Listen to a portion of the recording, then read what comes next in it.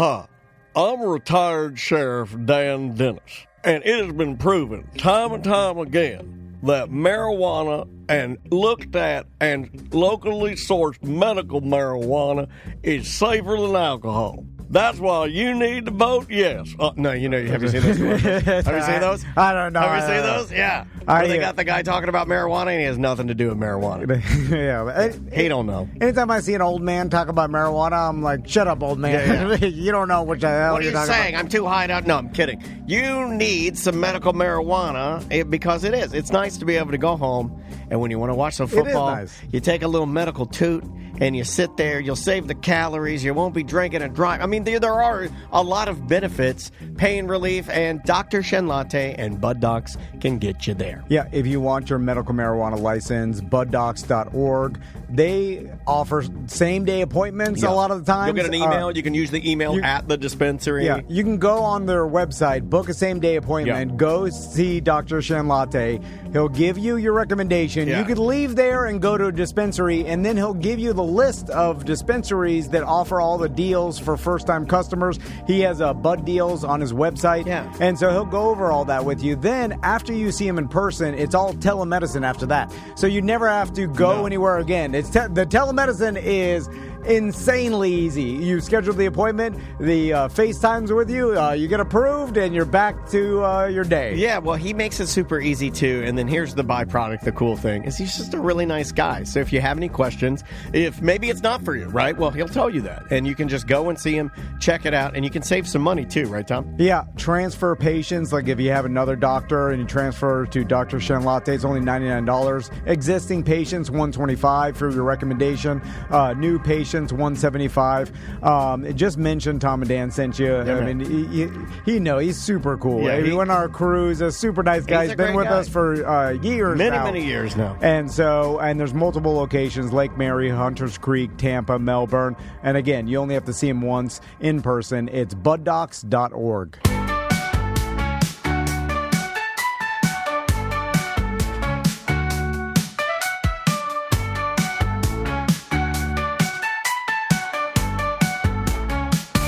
I don't care how you vote,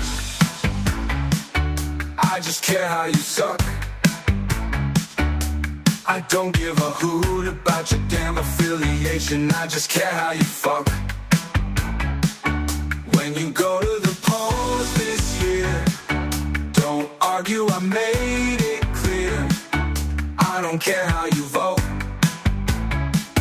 I just care how you suck.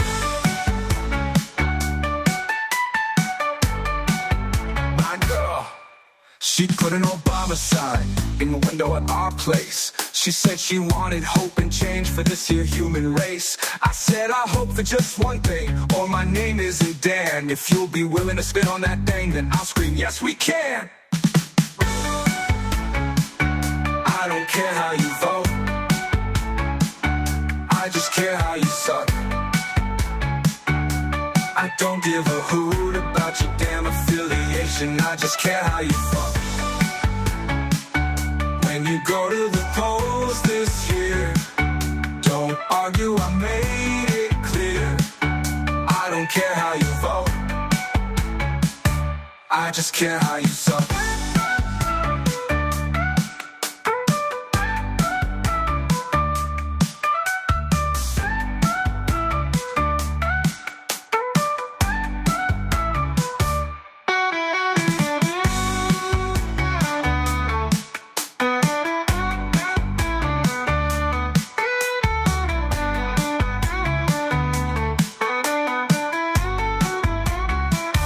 I don't care how you vote,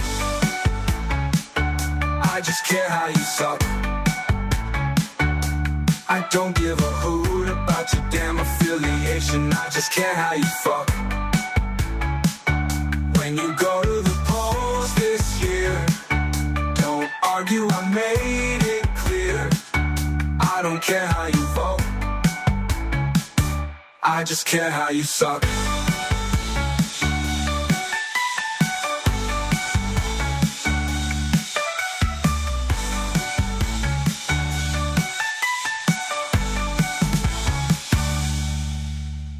Live Live from the Injured on the Go Just Call Mo studio. It's a blast! It's Orlando's own Tom and Dan. Hello. This is your Mediocre Time with Tom and Dan program.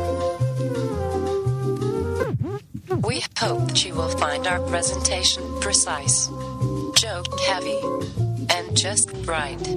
Thanks.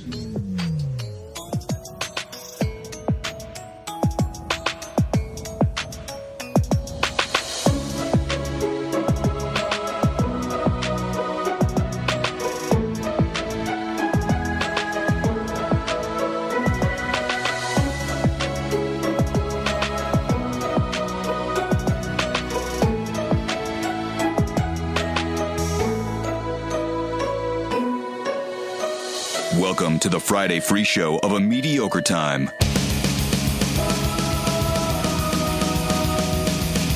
It is another A Mediocre Time with Tom and Dan podcast. I am Dan. I'm Tom.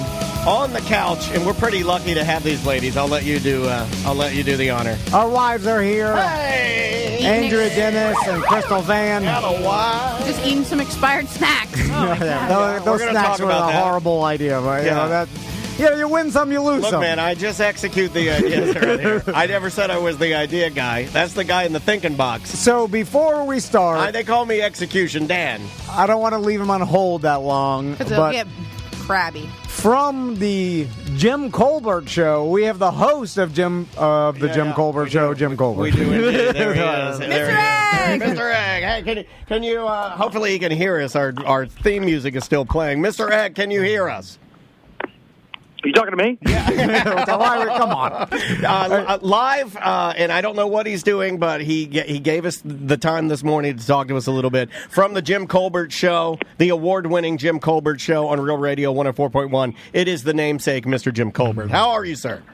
Doing good, buddy. How you guys? Good. Pretty man. good. Now, so I called you today because we got a voicemail on Wednesday. Do you want to play it? Let's play it All for right, Jimmy. here we go. Yeah. Let's just go right into the voicemail here. Hey guys, so last night I went to go see the Book of Mormon, and when we got back to the parking lot, like the pay to park place, I see this guy. It turns out it was Jim Colbert, and I said, "Hey Jimbo," and he goes, "Hey, what's up, man?" He goes, "I think my truck just got fucking stolen." And he's looking at his little parking ticket thing, and he's like, "There's no number on here." And it turns out when I got in my car, I got to thinking, I think what happened is they give you the parking ticket. You're supposed to put it in your dashboard. Well, he had it in his hand because he was looking for a phone number. And anyways, he got his truck towed. Just thought that was funny. So Thought it was funny. I didn't laugh at that. Everybody else here laughed at that, but I did not laugh at that. So I did laugh when I heard it. But I was like, no way Jimmy got his car towed. That's not like him. It's not like him to fast dad out of there and back into people. Jimmy's been parking downtown for I don't even know how long. 40 years. It's a long time. 30 years. And he knows the system. Something must have happened. It must have been just confusion. Like, this listener can't be right. Confusion from old age. Then I heard on Jimmy's show him bitching about his truck He being was towed. mad. I listen almost every day, and he was mad. So, Jimmy, what the hell happened?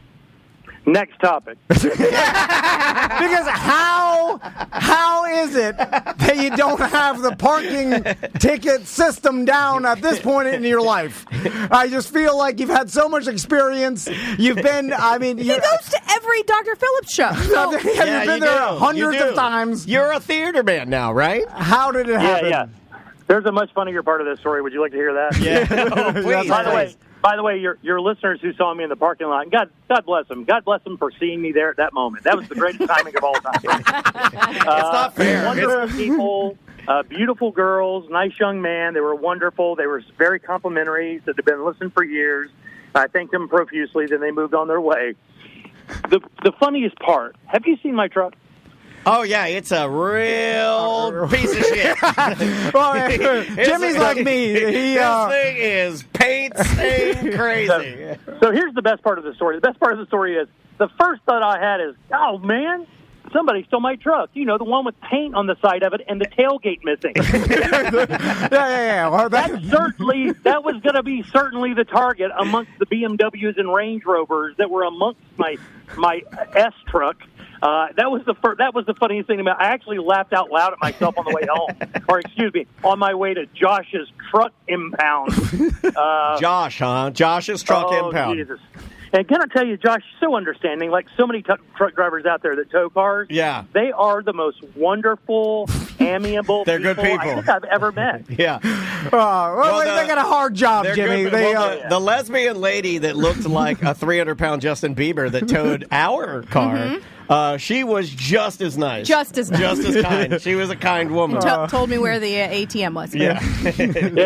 And the other funny part is, like, the stereo type's so great, they do everything on the cell phone. And when he stuck his cell phone over there, been busted 15 times, covered up with tape, and I'm like, this is so apropos. It's so perfect. I had to call him to come get me. The big part was it was only $130, which was the fastest I could pull 130 out of my pocket to get my truck back. Yeah. And in reality, it was just a learning lesson. It doesn't say anything about putting your ticket on, and they do sell it to you personally. You don't go to the machine, so there's no reminder. And in the excitement of getting over to the show that I've never seen before, I did forget to put it on my window, and it is my fault. It's just how it is. Well, you were going to one. Well, he's going to Book of Mormon, which is an amazing show. I've seen it. So I'm surprised they just didn't give you a parking ticket rather than tow you. So that's not how they make money, though. Right. You got to remember in Orlando years back, they went through a massive thing with the tow truck drivers being predatory, like literally being like sharks, like circling around and towing people like, indiscriminately. And the city came down on them pretty good, but everybody else managed to do it.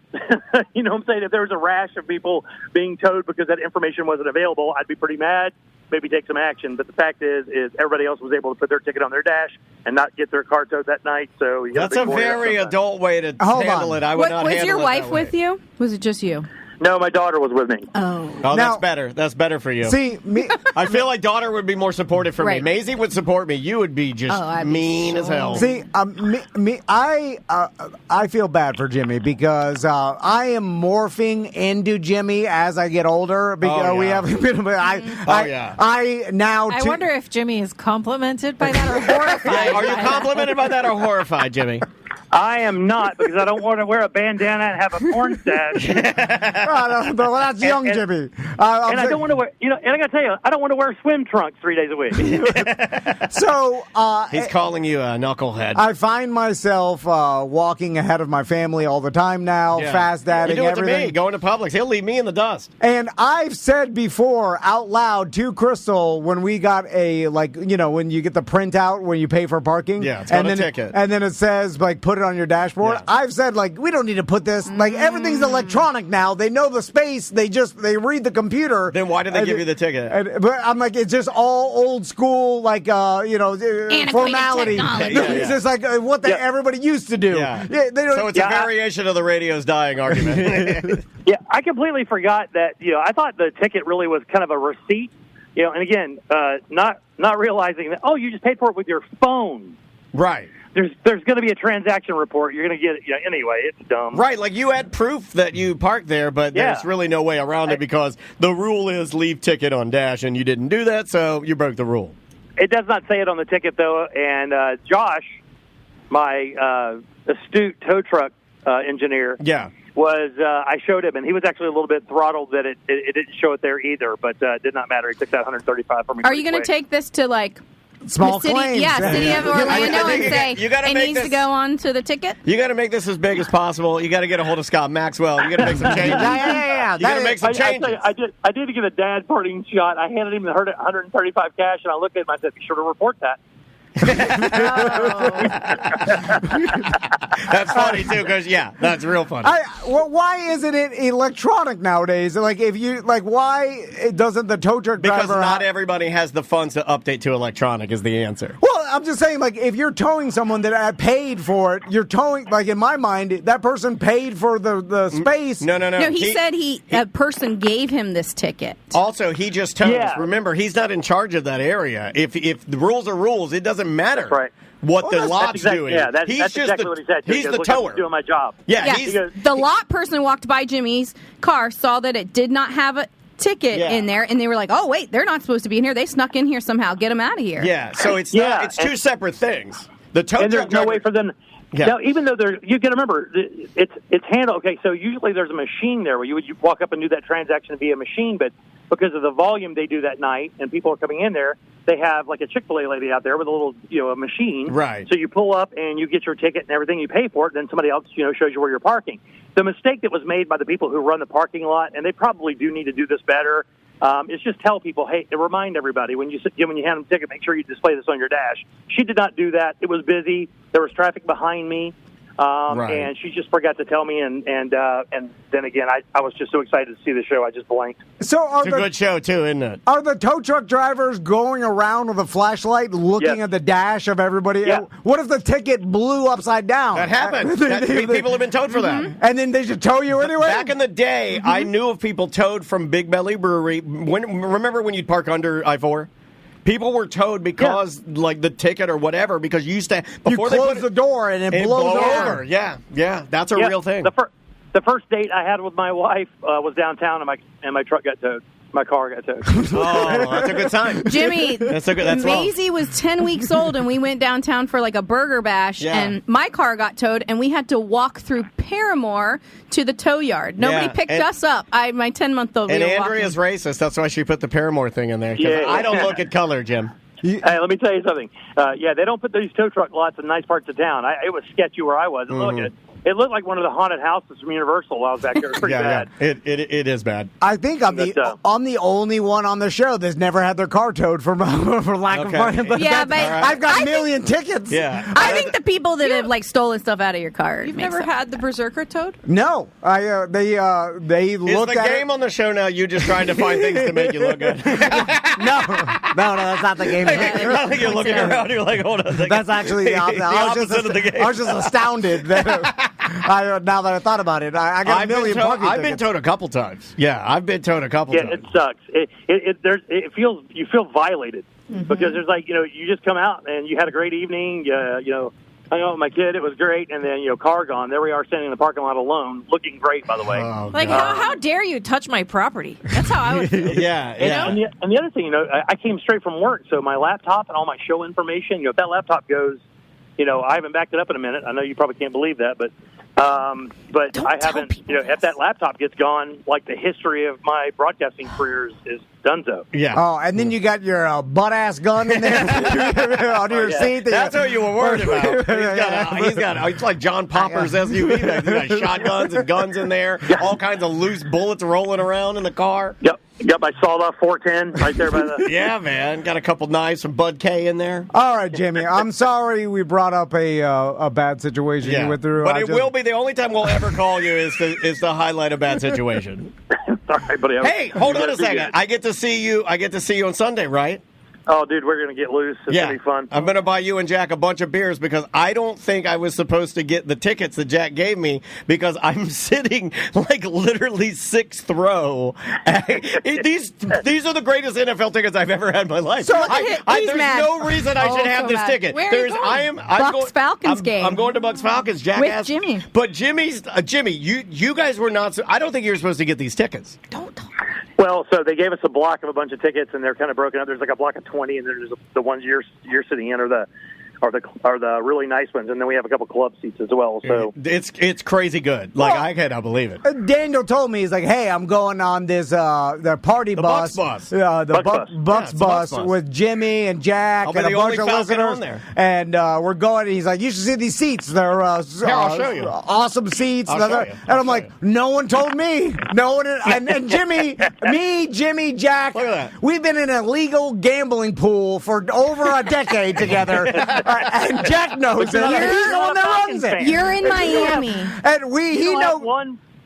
You don't have one Falcons hat. Daniel's a Falcons fan. Yeah, I'm a Falcons guy. I'm gambling on that game. Are you taking the Falcons? Yeah, of course I am. That minus 2. The Bucs are all injured. Evans is out. Godwin's out. Bucky Irving's out. But Bucky Irving. But Falcon. We lose to everybody. So you never know. Grab that minus 2.5 right now. Anyway, I don't want to see you in tiny shorts all day. I'm just personally insulted that no one even bothered.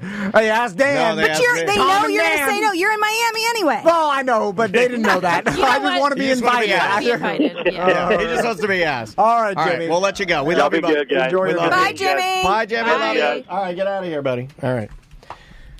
Sorry, I didn't mean that. Those are good seats, right? How good are those seats? Pretty nice. I don't think I've never. I feel like that Bucks bus is that an old school? I feel like I remember this. You used to get together with a group and go on a bus to a Predators game. The Predators used to do it. I took my dad to. I'm glad you brought that up. I feel like I'm remembering something. Man, but I can't. when the Predators in their memory. first heyday, not really when we worked with them, that would have been considered like almost secondary heyday.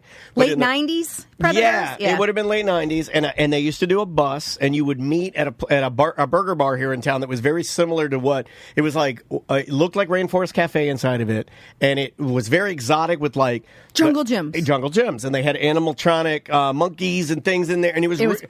It was fucking cool. You would go in there, and all the waiters would have like a pith helmet on, like they're like a explorer in the jungle, and you'd order like it was the first place that I remember as a young man getting a burger with a knife in it.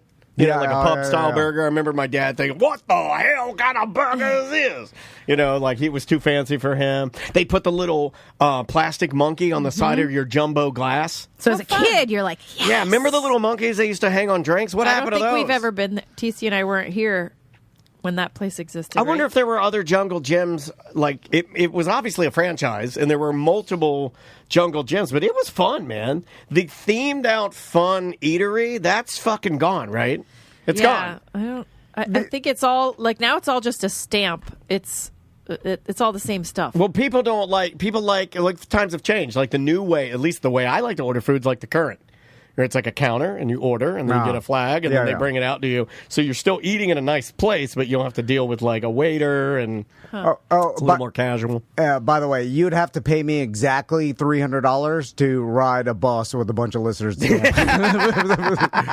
or back then? That's free. Both. That's free transportation. I actually think it's going to work out pretty good because, and you brought this up because I did think about what you're saying, and I was like, maybe I should drive myself just in case. At the end of the day, I want to ditch these fatzos. Well, that's the thing. I like to be able to leave when I'm ready to go. I'm ready to go. Daniel said he wants to stay till the end. I mean, it's a free ticket. They asked me to go. I mean, I feel obligated to probably stay with the fatzos until they leave. I'm not going to leave early. But I'm thinking the bus is going to have a pickup place. No, we do. We have proper parking. Like we pull right in, and you get off you go right into the stadium. So I'm like, that's going to work to my advantage because they do let the buses out early. You should get so drunk you pee your pants. No, I am on the bus. What if I shit the bus? Yeah. What if I get so drunk that they have to take care of me? Oh my God, that's true. On the way back, everyone will have been drinking. Hopefully, people pass out. Yeah. That the bathroom door is just going to be a revolving open. It's going to be waft in that. It's going to be rough. Should I bring a bag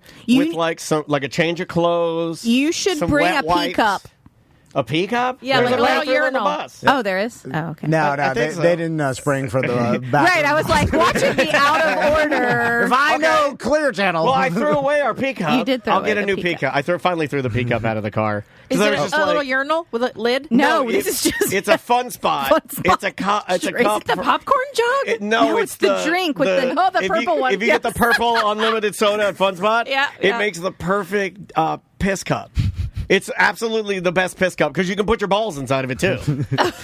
And the proper way to piss inside of a cup is you need to put your balls inside of it. I don't understand he why. He used it on the way to Davenport, but he's also used... I had to take all of my wet wipes out of a little container so he could pee in that. I peed in a wet wipe container one time. You know how mad it makes me? Because the same guy that yelled at me for years about not being able to hold my piss. Well, because he drank... He chugged 10 beers. I was drinking beers in the car. Like you weren't doing it. I'm like literally drinking beers in the car, which is a bad thing to do. Thinking about the traffic from Tampa Tampa to Orlando, the when you go through that Champions Gate area, Yeah. it's so bad. Well, and then you're going to be in a bus back and forth, just shaking. Oh, yeah. Hopefully it's early. Hopefully leave early. Well, I mean, we do leave early. I mean, like, it's an all-day thing. When you're doing the bus thing and you've committed to it, it's not fun. Right, because it's a 1 o'clock game. I got to be there at 9 a.m. You're doing a field trip. Yeah, it's a field trip. Yeah, You load it at 9 a.m. with the expectation that you know this is going to be fucking terrible until you get to the game. Like, you know that. There's no escape. No, there's no way. Isn't there like a farmer's commercial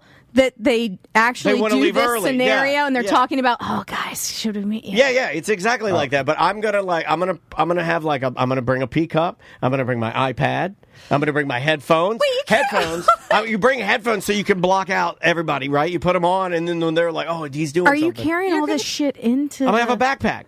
I don't know if they're check going to if allow. you're No, allowed. You are. It's going to be You clear are. bag. No, oh, you're- you can leave it on the bus. You can leave it on the bus. Oh, that bus So driver. what are you going to do with your pea cup when you get off the bus? And what if somebody's sitting next to you? Oh, please be Super Mario. No.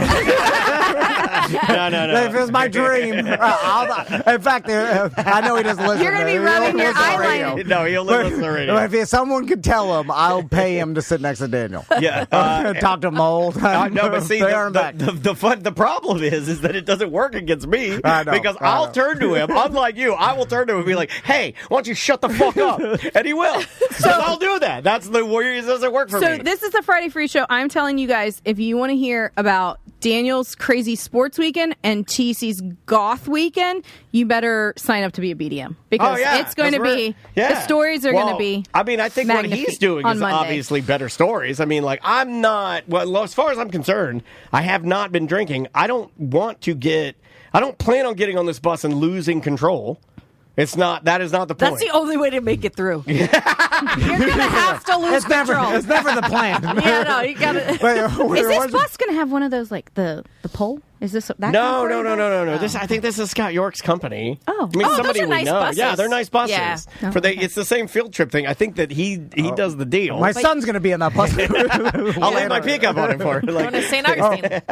Real quick, just to get the business out of the way, Grant Britton and Tony Hawk are doing their discussion at the Orlando Museum of Art. Yeah, it's like a panel that you would see at like a MegaCon, except this time it's That was a great interview you guys had with him. Well, thank you. It's the most famous skateboard photographer in the world with the most famous skateboarder in the world. So Grant Britton's exhibit's called Push. It's at the Orlando Museum of Art right now. If you use promo code Tom and Dan at checkout, you'll get tickets to the museum as well, so you can go back and see the exhibits. But I was thinking about this, like because there's a small auditorium in the Museum of Art, and it's intimate, and It's really just nice. seeing someone as famous and is such an icon as Tony Hawk, like right in front of you, just talk for a while, and then there's a question and answer, so you can ask Tony Hawk and Grant a question and stuff. It's really like intimate and personal, and tickets are $100, and then you get the free ticket to the museum if you use the promo code. To sort of describe it, I don't think that anybody in the room is more than 30, 40 feet from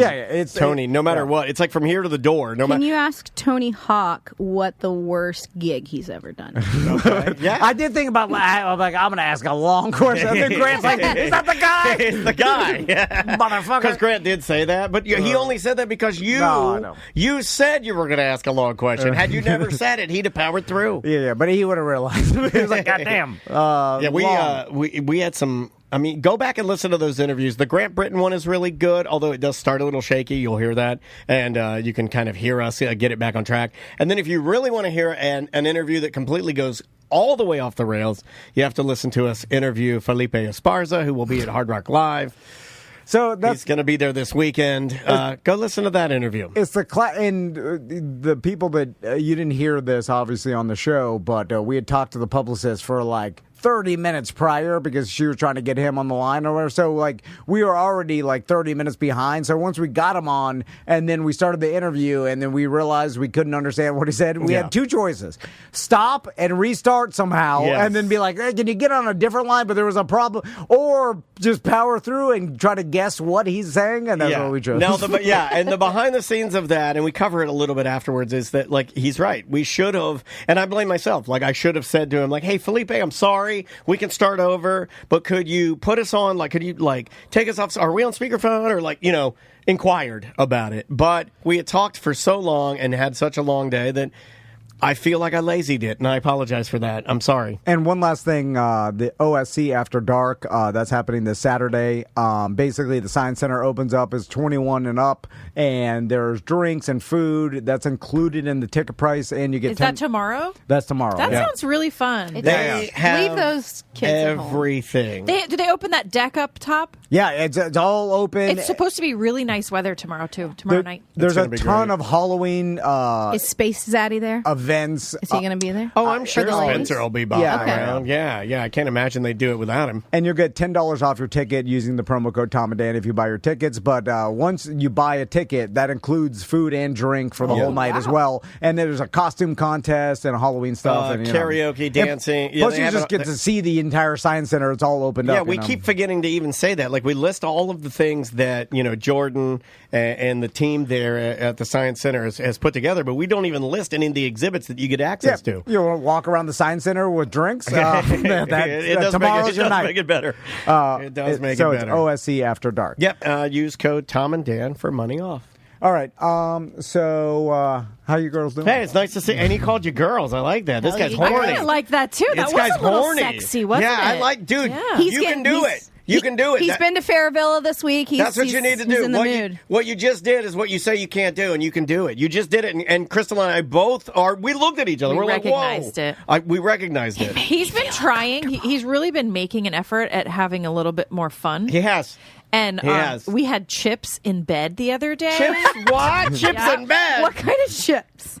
They were Takis, like the ones Tommy likes from Trader Joe's. Oh, those are good. We were just watching TV, and I brought them in, and he was like, "Ooh, I'll have some of those." And I was What? like, You "Ooh, ate a look at Taki? you." Cutting Holy loose. shit. He didn't get mad that there were going to be You're living crumbs your in the best bed. life. It was like 9 o'clock. You're watching. You're having a Taki at 9 o'clock? Yep. Old spinach Tom? in the bed. No, you guys I'm proud paid of me you. like a goddamn curmudgeon. You said a-hole. you were that, did you? You're pretty honest about your curmudgeon-y, if you want to call it that. So, Crystal's been freaking out for the past 2 days because we got what happened. She's What are you doing? she's fixing your hair. What or are you something. wiping off? What'd what you happened? do? Did you spit on your eyes? He spits on his eyes when he I talks. just had to help you a little bit. What was Yeah. happening? Don't worry about it. It's Yeah. just moving on now. It's like when Come you on it's now. like when you fix a stocking cap on a special needs like old man. You move it down and put it on his head. I don't know. He had a tear or something. Oh, he cries. Sometimes he cries when he talks about one having tear. fun because it's so hard for him to do. Yeah, it. he's supposed to have fun this weekend. He thought about how hard it was to eat that Taki in bed, and one tear rolled down his cheek. So I'm so scared. tomorrow, Why are you scared? we're TC's going to tell you. we're going to this goth party that my friends from Miami are doing. Yeah, and, that I've you been guys doing are for goth. a year. You guys though. are ready. Like you They- guys got your shit. They've done this goth party, I think, 2 other years, and this will be the 3rd, and we hadn't And been it's able to Dre, go. and Dre Dre, it goes hard. Yes, it is. Costumes are mandatory. You have to dress goth, and I'm not a costume person, so I'm And a black T-shirt terrified. is not That's allowed. right. I've almost fainted just now. No, I like this. I'm like this. So I'm we- like this with planes. So, but see, the dressing up thing, I have no problem with it. So, can you like what is it that? Can you describe? It's all your friends. I've been thinking about this. Yeah. Can you Because it put it happens into to me words? every time like a costume comes up, I get excited because I want to be fun. And I tell TC, like, you never want to do anything fun. You never want to dress up in costumes or whatever. But then it comes time to me to dress up in a costume. By the way, with the irony of that, I know. I'm I have acknowledging said that it. for years. I've said that for years that this guy spent more time in a costume than the three of us. Like like the Probably three why I of hate us it. combined, Oh, yeah. that could never the hours. I didn't even like it back then. but you didn't- I thought money would come, and it didn't come. All that. He's like, I'm going to just do whatever Brett Bushy says. Eventually it'll pay off. But that would make sense why. But that would make sense why you would hate costumes because you did try them for so long and they didn't pan out. So you're like, I'm never doing it again. Nothing happened. No money, no fun. You're like a guy that says, I'm never going back to jail, and then it's death by cop. Yeah. You got to go death by cop.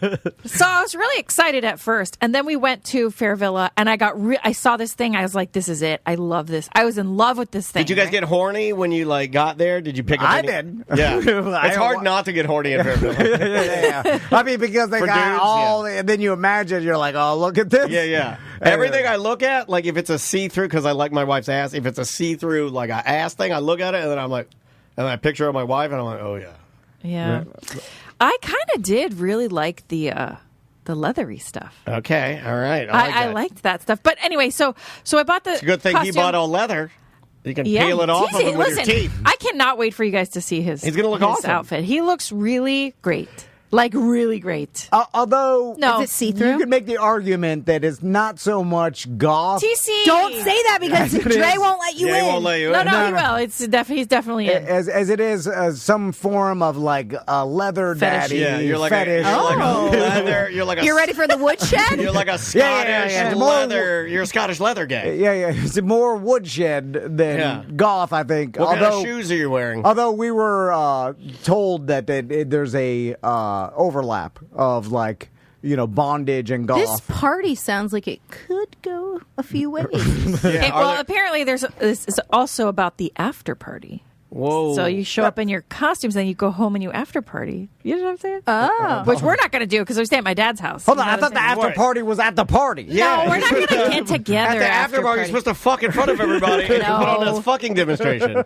What move would you do if we fucked at the party? I would bend over and I'd touch my toes. Oh. And you know what I would do? I'd put my nose right in it. And I'd eat it. I'd eat it from behind. Would that? And I think we'd win. What would you guys do? No, come on. I think we'd win.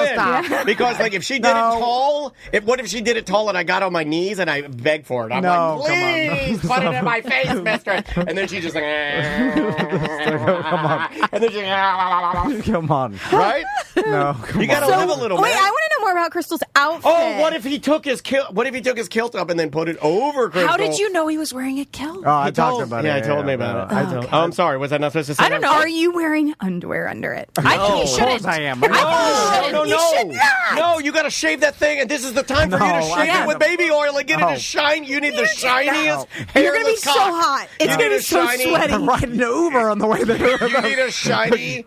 I'm not kidding. The Haitian Uber driver going to see my shaved dick. Crystal, I give him so much shit about shaving his cock down with baby oil like shiny. No, but this is the only time that I approve it. Halloween night, dressed as a gay goth Scottish, you have to shave your cock and shine it up, and you need to have red, bright red, freshly shaved shiny cock. I'll die on the hill. I agree. I don't think you should wear underwear. I don't think you should either. No underwear. Underwear's for Have you guys ever seen Drop Dead Fred? Yes. Okay, you know that I've part seen where they're Right in like Said an Fred. art museum or something, and then he goes underneath a lady and he looks up and he goes, "Oh, no panties, no panties." Do you know what I'm talking about? I do know exactly what That's what I want to do under the kilt. Yeah, you should do that. Don't rob me of this opportunity. And then he could just gradually make you disappear. Just bring the kilt down. You know what I mean? And then calm down, Fred. This is sexual assault. Yeah, it really was. You can't do that. That's Yahoo Serious. It was in the movie. Yeah, but it's Yahoo Serious, isn't he? He's like a magical creature that lives under the bed, right? And he's looking at old ladies' pussies. That's fucked up. I'd have to kill that thing. I can't. So you're riding an Uber on the way there, and you're going to be dressed. I can't. Yeah, that's why I'm like, do we wear? I got to put a T-shirt on. Oh my god! And you're definitely gonna get like your Uber's definitely going. Hey, what'd you just say? I almost fainted again. And he's gonna call his friend. And hey, I got 2 jugglers. So, Crystal, that's what's gonna happen. Yeah. So there's so much at Fair Hey, I got a Scottish Dracula in here, and he got a shiny cock. There's so much like costumes at Fair Villa, and the cool thing is like I mix and matched to put my costume What's together. your shirt like? What are you doing? What are you doing up top? I want it to be. You could if you wanted to be. Should I show? Oh yeah, let's. We're not going to show on the show, but no. show Daniel. This is what I'm proud of you for dressing up. The what I'm wearing. I dressed up this morning for breakfast. Did you explain this to your parents? I dressed up this morning for breakfast. Andrea, how often do I dress up? Oh, I know. Hold on. Don't put it near the camera. I'm coming over. It's perfect. It's not even really. Please wear that for Halloween. I'm not even making fun of it. I'm not making fun of it either. Yes, they do. Yes, they do. Yes, they do. You nailed it. You nailed it. This is so. And there's I'm not making fun of it. It looks great. Because he's not even done up. He's not even done up. He doesn't even have the eyeliner on, and he's also. I got him bracers, buckle, leather bracers. Do you have fake nipple? No, I'm not getting nipple piercings. No, they just clamp on, dude. You might like it. It's nice.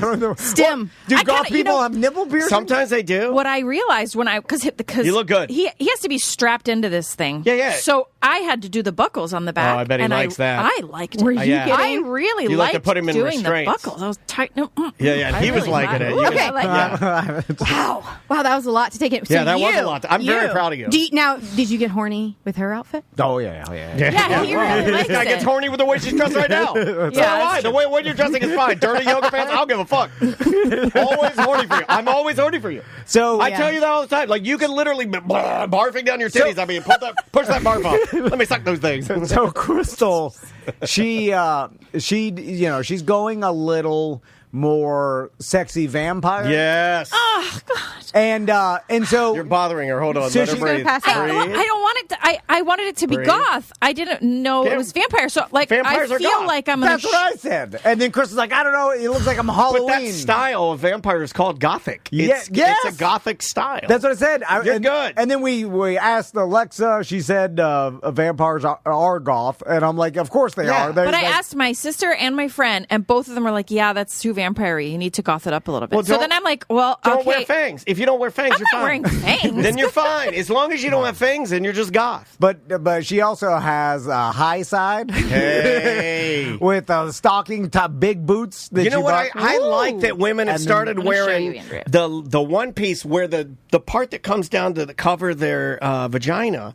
is literally just, it's like they just tuck their labia inside of and it's like a hammock for your labia. Yeah. And The I can over see, thing is a little I can vampire-y, see your but- entire pussy there. But I think it's great. That's what I like too. I think Can there's a see? Can I see? crossover. Is See, it- even Andrea Can I said, see? Can I see? I think it's too vampire-y. No. I rephrased what you said. No. Daniel is horny. Right? Yeah, you Oh like my that. God, But yeah, I think I think it will work. What are you doing for makeup? Yeah. I went and bought a Kylie Jenner dark What? lip Oh, chola. you guys are going to have so much fun. Oh, yeah. Chola? Yeah. You guys are gonna have so much 15-year-old fun. Crystal's coming back. Yeah. A dark lip liner. Are you going to do any? Are you just going to keep? You're not going to dye your hair. I don't know what to do with my hair. It's not very gothy, is it? You could part it in the center, maybe. Should I and what if you did that? Should I rinse? dye it black? There is a black rinse you can use that'll come right out. No, I used to use it for my vampire costumes as a little kid. Will it come right out, though? Yeah, it comes in a purple bottle. It's for old ladies, and it's just temporary. It's for like theater, and you rinse it in there, and it keeps it black, and then Will I be Rudy Giuliani? you might. Dripping. And now, what are you doing with your hair? Are you going to put? Are you? He doesn't want to do anything, but I'm like, you can't Tom Cruise this hair. Yeah, you you gotta can't. spike You gotta it. spike or something. it. Well, I What if you mean, did Liberty spikes? No, I'm not doing anything too crazy. I'm not doing anything too crazy, but I will shave my cock with baby oil. Like, that's not crazy? No, I've already doing too much. Like, it's going to be. But you look really good in yours. Yeah, you do look good. It's gonna be. But you're gonna walk in and everyone's gonna love Yeah. it. I feel like I'm gonna walk in. Have the boys and everyone's seen you gonna, guys in these outfits? Yeah, they both are like laughing at it. You know, are you guys wearing your goth costumes again? That's what they say. Oh, that's cute. By I the keep way, trying it on and looking at myself in the mirror, going, "Oh my god, I hate this. I'm so embarrassed." You look so cute. So that's just anxiety, right? I feel like I'm gonna walk in and everyone's gonna go, "Oh my god, that's not goth. What is she doing?" No, I don't. What's Turkey Leg wearing? I mean, there's no way that he's going to dress better than you. No offense. Last year he looked like Ozzy Osbourne. I mean, it was pretty good. Oh, that's pretty good. He's a Harley mechanic, so he goes All Harley he has to do is take the braid out of his hair. He looks goth. Okay, like what He about? needs a bunch of rings. Give me some of the other cast of characters. Hold on, here. I think somebody's put. Last year Andres looked like Pudge. Dave Navarro. Pudge is going to be there. Yeah, but Pudge, come on, Pudge. What's he going to wear? A black Columbia fishing shirt? Like, what is Pudge going to wear? I think he wore like a Here's- trench coat. He went trench here's- coat. Well, no, that's just like Lucy and Al from last year. Well, you were on brand then. No, she looks like she's got all kinds of buckles and leather and stuff. I'm gonna be in some lacy gown like a freaking. I think you go with what's comfortable I think you look on great. brand, and I think. But that's not comfortable. That's the other thing. Is it's it- like wear with what you want to wear. But I'm like, I don't want to wear this. I just bought Is it it already. a thonger in the back? No, I couldn't do the thonger. I've been wanting don't- Andrea to wear a thonger so bad she won't wear it. Here's what it bothers me about this whole party. Yeah, is please. that Vocalize it. We're all dressing up just to stand around Andres' house and drink beer. There's no other. Does he do games or anything? There's no games. Can I tell you something? You know, Because I like to give you these nuggets. This is something that he has referenced many times. Just he and I talking about the party is that it does bother him that the bottom line is that you're doing all of this to just have a Modelo on the back porch. What do And you it's want driving to him do? insane. Well, I thought What else should it happen? should be themed. Like there should be some sort of Woodshed? something Do you need to going go on. somewhere? Would you feel Do better? you want if a it were- karaoke to goth songs? Why don't you guys drive up to the old Buffalo Wild Wings and do one loop of the restaurant? What would you? What do you expect that happens at parties? No, you talk to people. You look at everybody's outfits. How many people will be here? Yeah, probably 40. I don't know. That's a lot. There should be some sort of like fake sacrifice or some sort of like how about fireworks? Santeria. Let's get some fireworks. I don't know. Why don't you bring that then? Well, I don't know. Why don't you guys add I'm not that? hosting it. Why don't you guys add that to what you're doing? Why don't you go and sacrifice your wife at the beginning of the... Everybody put your keys in this bowl, and whoever you pick out. Someone emulate a live sex show, something. I'll helicopter my big oil dick. I feel like I should have matched you. Maybe I should have matched. We should have done matching, and then I wouldn't feel so alone. It's tomorrow, so don't overthink I it. already It's went. too late. Listen, I went to Fairvilla again this morning. I panicked. I walked through there. I was pulling my hair out. What'd you get? You're I bought a 9 a.m. Fairvilla visitor? Yeah, yeah. I almost went to Hot Topic. I'm Spencer's gifts? freaked out. Spencer's, I looked up Spencer's. They don't really have anything. They did have a black T-shirt that says "I love big titty goth girls," and I was like, maybe I'll just wear this. Yeah. No, We won't let you any. Hold on, buy me that. I think goth girls are covered, right? Like only their face is showing white, and then everything else like dark, covered, mysterious. What is the problem? I'm too exposed. I think I have too much skin showing. Okay. And then the cape is a little vampire-y, and I just feel embarrassed. Vampire in the spectrum or the Venn diagram, I think they go. TC used the Venn diagram. Yeah. I think vampire is more gothic than not gothic. I think at the end of the day, no matter what I was wearing, I'm going to be nervous about it. Yeah. Because I feel like I'm trying to fit into the cool kids party, and I feel like I'm 72-year-old Charlene showing up. Like, hey, look at me in the stupid outfit. And I don't really fit in. But maybe it's show off their skin. Maybe it's just the perception of your mom, because I will tell you, as a person that's not in your family, when your mom shows up to the party, I don't think what she just acted out. Like when Charlene comes over, I have the exact opposite. I'm like, oh, great. Your mom's here because she's very nice. Because she's not your mom. Correct. Are so you maybe just think about it from my perspective. Like I think it's opposite. I think when you both show up, maybe I'm being too serious with this topic, but I think when you guys go in and you've gone all in your costumes, that it's going to elevate the party more than ever. That makes me even more nervous. Because you normally don't do it, and they're going to be like, "Holy shit, this is awesome!" I just want to blend into the bushes. Tommy got a little bit of that from you too. Yeah. Maybe. Yeah. Are you going to whiten up your skin? I don't think so. I tried to do that the other day. And I look like Baskets the Clown. She wouldn't even show me. I got big eyebrows. I can't. You don't have big eyebrows. What the fuck are you doing? All right. Well, okay, let's take a break. Yes, sir. And then when we come back from break, got a couple things I wanted to discuss. Yes. Gripes?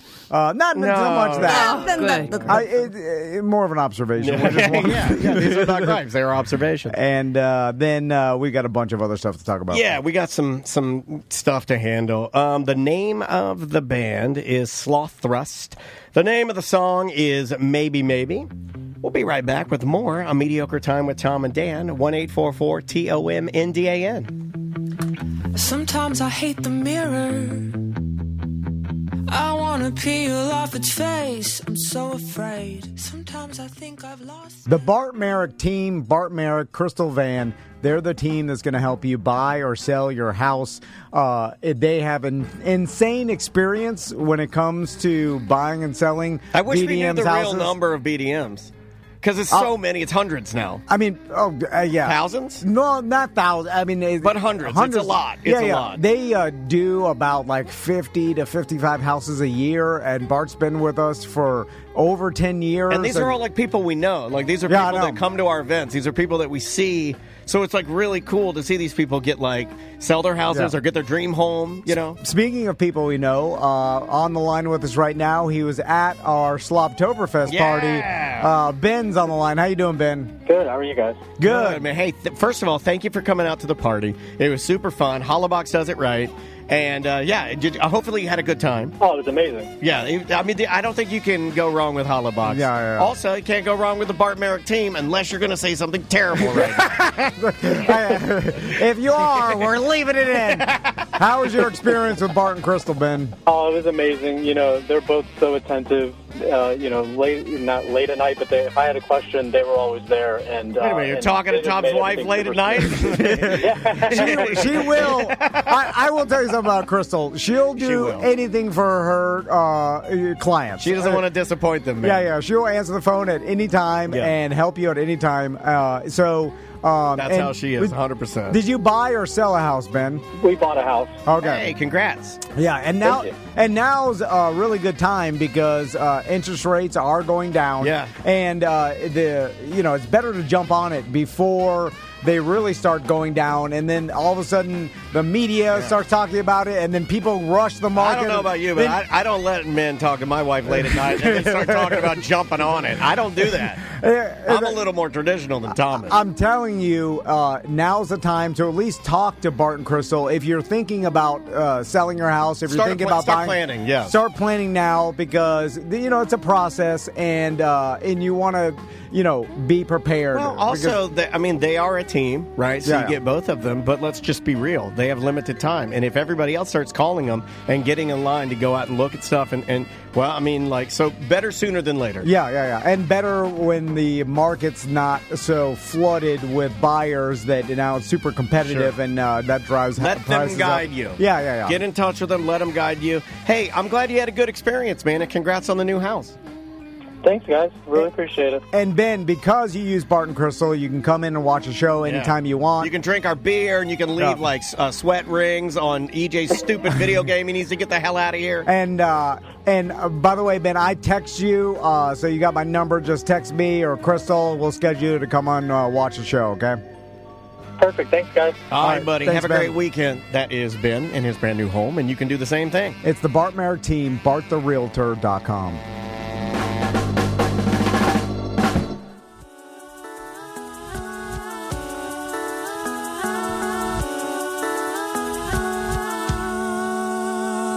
Welcome back to Oh, that's pretty good. I was just trying to match. It's not bad at all. I like that. Wow, you have a very beautiful voice. Thanks. Welcome back to A Mediocre Time with Tom and Dan. I'm Dan. I'm Tom. Our wives are here, and we love them. Real quick, we have two new sponsors, Viking Lock Service. If you get locked out of your car, remember Viking Lock Service. Yeah. You get 20% off if you mention Tom and Dan. And that's my Viking horn. Yeah. Bucket Brigade Junk Removal, bucketbrigadejunk.com. You get $20 off. They service Claremont, West Orlando. Yeah. So if you need, have a hoarder house you need cleaned up, or you just got a bunch of stuff you don't want to deal with, they'll just come with a trailer and firefighters. And I'll just say it, ladies, these guys are hot. Yeah, they are hot. If you want some hot guys to take your junk away, even if you just want some hot guys to swing by with a truck. No offense to any other sponsor, but they are the best looking sponsors. They are. I'm talking 6'8". Him and his wife that run it, and all the other firefighters. Yeah. This guy comes in here, he's 6'8", is 190 pounds and nothing but twisted steel and sex appeal, and he's like, "You got junk? We got junk. We got those chairs. Well, we got to get call rid him, and he'll come over and show. And you can. Can I bring it here, and you guys, whatever other junk you have here? What do they do with the junk? What do they do? What do you want them to do with the junk? They take it to the dump, which I was at yesterday. And why didn't you call them? I had it in the back of my truck. You should have them take it out of your truck. I felt because there's nothing more embarrassing than having them pull up. I just can't drive it myself. Here's the thing. It's already in there. If I call them, they'll be like, "Oh, this is on the house." Tom. But you can say "I insist on paying you and being a real customer." But it's only my old TV, and then it's been in the back of your truck for 3 weeks. I wish I had known, because I have 3 chairs in my house that I need. You want to go get them? Go get them. By the way, I gave it all the stuff except for the TV. It didn't work. Yeah. But the old safe, and then I had a bunch of toolboxes and stuff. I gave it to the guy who works at the dump, and he was super happy. Then I gave him the safe code. Did he say he wanted it? You gave him the safe code. I opened it up. I'm like, "Hey." Did you give him your driver's license too? Well, I had to show it. But he was Thank you, goth man. He was super happy. He loved it. He's so happy. And he got a hand card, took it back, and he's like, "Oh, I got a new safe." And I was like, "All right." I wonder how much stuff he finds. His whole house. When all his stuff he puts in there is going to stink. That safe stinks Well, bad. Did you tell him that the safe stinks, or did you keep that to yourself? It stinks in there. So you just basically what you did is just handed on the monkey paw. You just gave another curse to somebody else. So you had the curse of the stinky safe, and you used it, and you're like, we can't use this anymore. It stinks. And you gave it to the guy at the time. I couldn't explain that to him. There's a language barrier. Why? Oh, okay.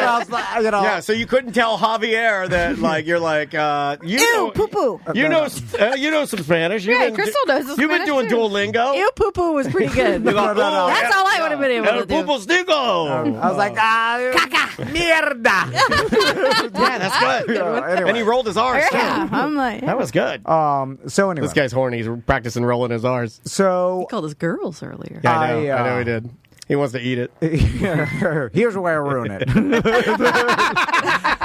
On cue. That's how good he is. So I get these texts all the time from Crystal, and they're Instagram reels. They have no context. Hold on a second. I love her reels.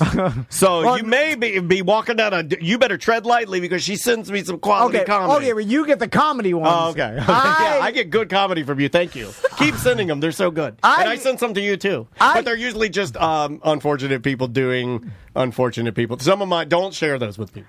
I get the reels of someone explaining how to be a better person, how to be more likable, how to be a better subtle, how to be a better dad, like all this shit. And then I watch it, and then I'm like, this is a goddamn passive aggressive reel that tells me how much piece of shit I am. She didn't say, like, hey, you need to watch this.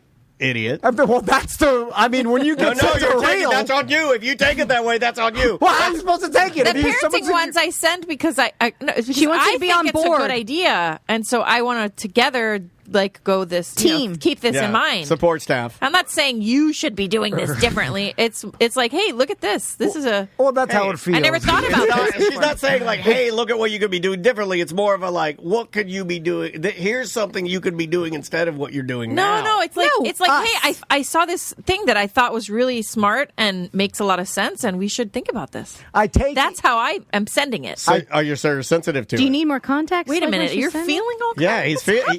You're hurting his feelings. Having chips in bed? I take each one as a personal attack. And no wonder you're so mad at me all the time. No, but that's what I do. I take anything anybody sends me as a personal attack.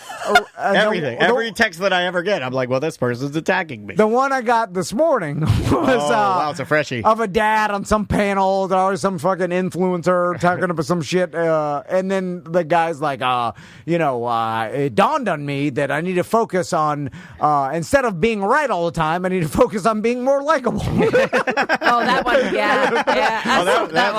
That one is that's a hard one. Well, it's just every time the kids ask you a question. All right, well, this brings me into... You go into boys, actually... And they both look at me and they're like, Mommy's doing it. You do a well actually on them? Well, I'm telling them the reality of the world. Let me teach you something here for 20 minutes. Maisie will just barrel run over me if I do that. Like, if I start telling her the right way to do things, she'll be like, anyway. Right? Like, she'll do that all the fucking time. She'll be like, fucking, like, I gotta go get ready for school. Yeah, or she'll just go upstairs and take a shower.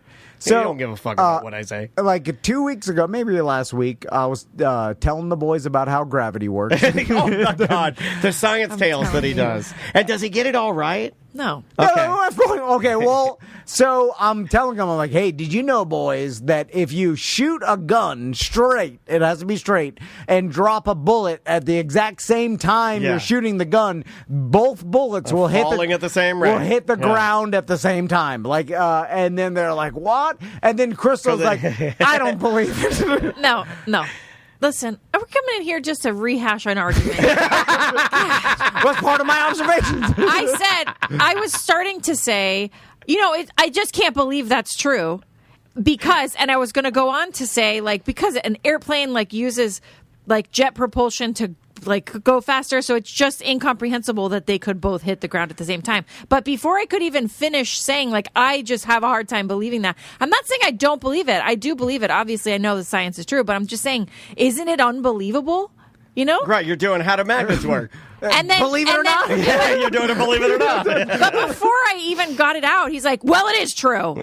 Oh, he like does that to me. Yeah, angrily he does shut that to me down. So I'm like, you know what? Fuck you. I don't want to fucking talk to you. Yeah. Then we sat in silence the entire trip. We've done that. We So do that. rude. Yeah, we do that all the time. We did that going to our last concert. We got to do an argument, remember? And I was like, well, in order for us to have a good night, I'm just going to shut down. Yeah. Well, because he likes to tell you what songs the person's going to sing, and I'm like, I like to be surprised.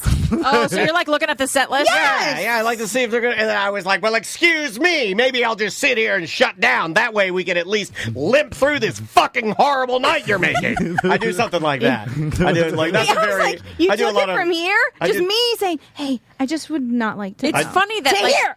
I guess I'll just sit over here and piss in my emergency jug. Andrea, it would say, in order to have a good night, we'll just move on from this. Daniel says, in order to have a good night, I'm going to sit here and stew and no. be mad. No, I don't want to have a good night. At that time, the night's ruined. Because I asked him politely not to tell me because it wasn't his. No, because she hurt my feelings. Because I asked you politely. I'm offering I didn't you hurt your up. feelings at all. I'm offering up something to better your night. I'm like, hey, I don't want. That's not the better. person my we're night. going to see, I have the set list. I know what they're going to play, and I'm going to cue you in on some information to make your night better. And she's like, no thanks, Shortman.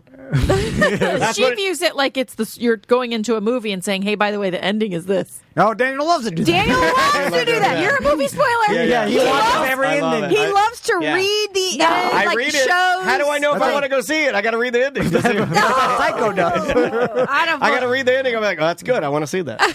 So, anyways, back to back to the other. Back to well, TC and I went to Incubus. We never had a follow up on Incubus. Somebody called in and said that all he had to do was sway side to side and ask me at the end of the night.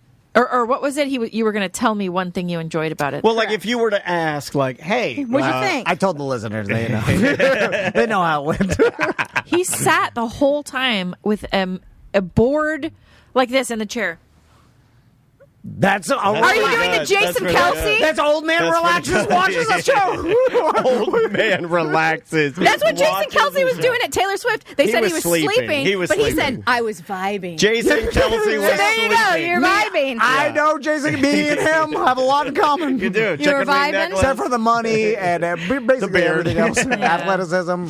I shouldn't have taken you. We're going to Avett Brothers, and I'm like, I don't want to go with you. I want to go with somebody else. Who are you going to take? I don't have anybody. No, we're going together, and I'm learning my lesson.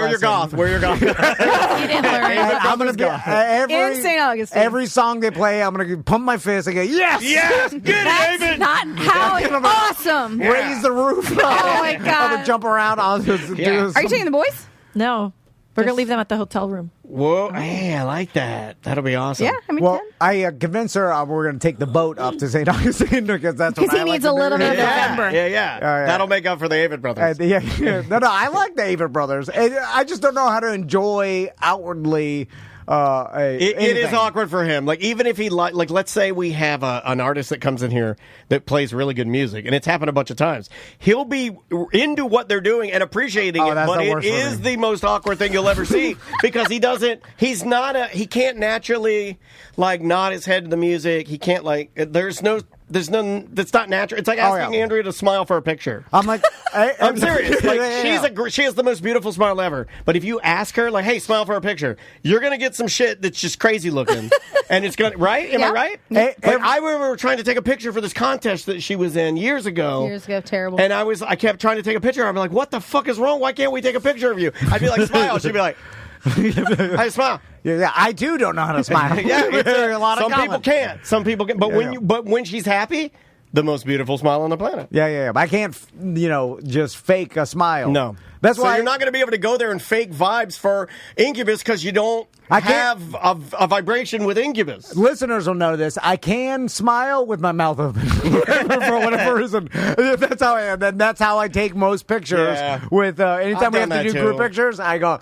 I can. Yeah, I have to do that too. I can't do a regular, like even for Christmas photos. You want to do Christmas photos, like I can't do a regular like. I can't tell you last time we had family photos. Every time I take a photo, it's like two thumbs, and I'm like, yeah, fuck yeah, hey, fuck yeah, fuck yeah. Everything I do is a fuck yeah, and I'm over it. So back to your problem at hand.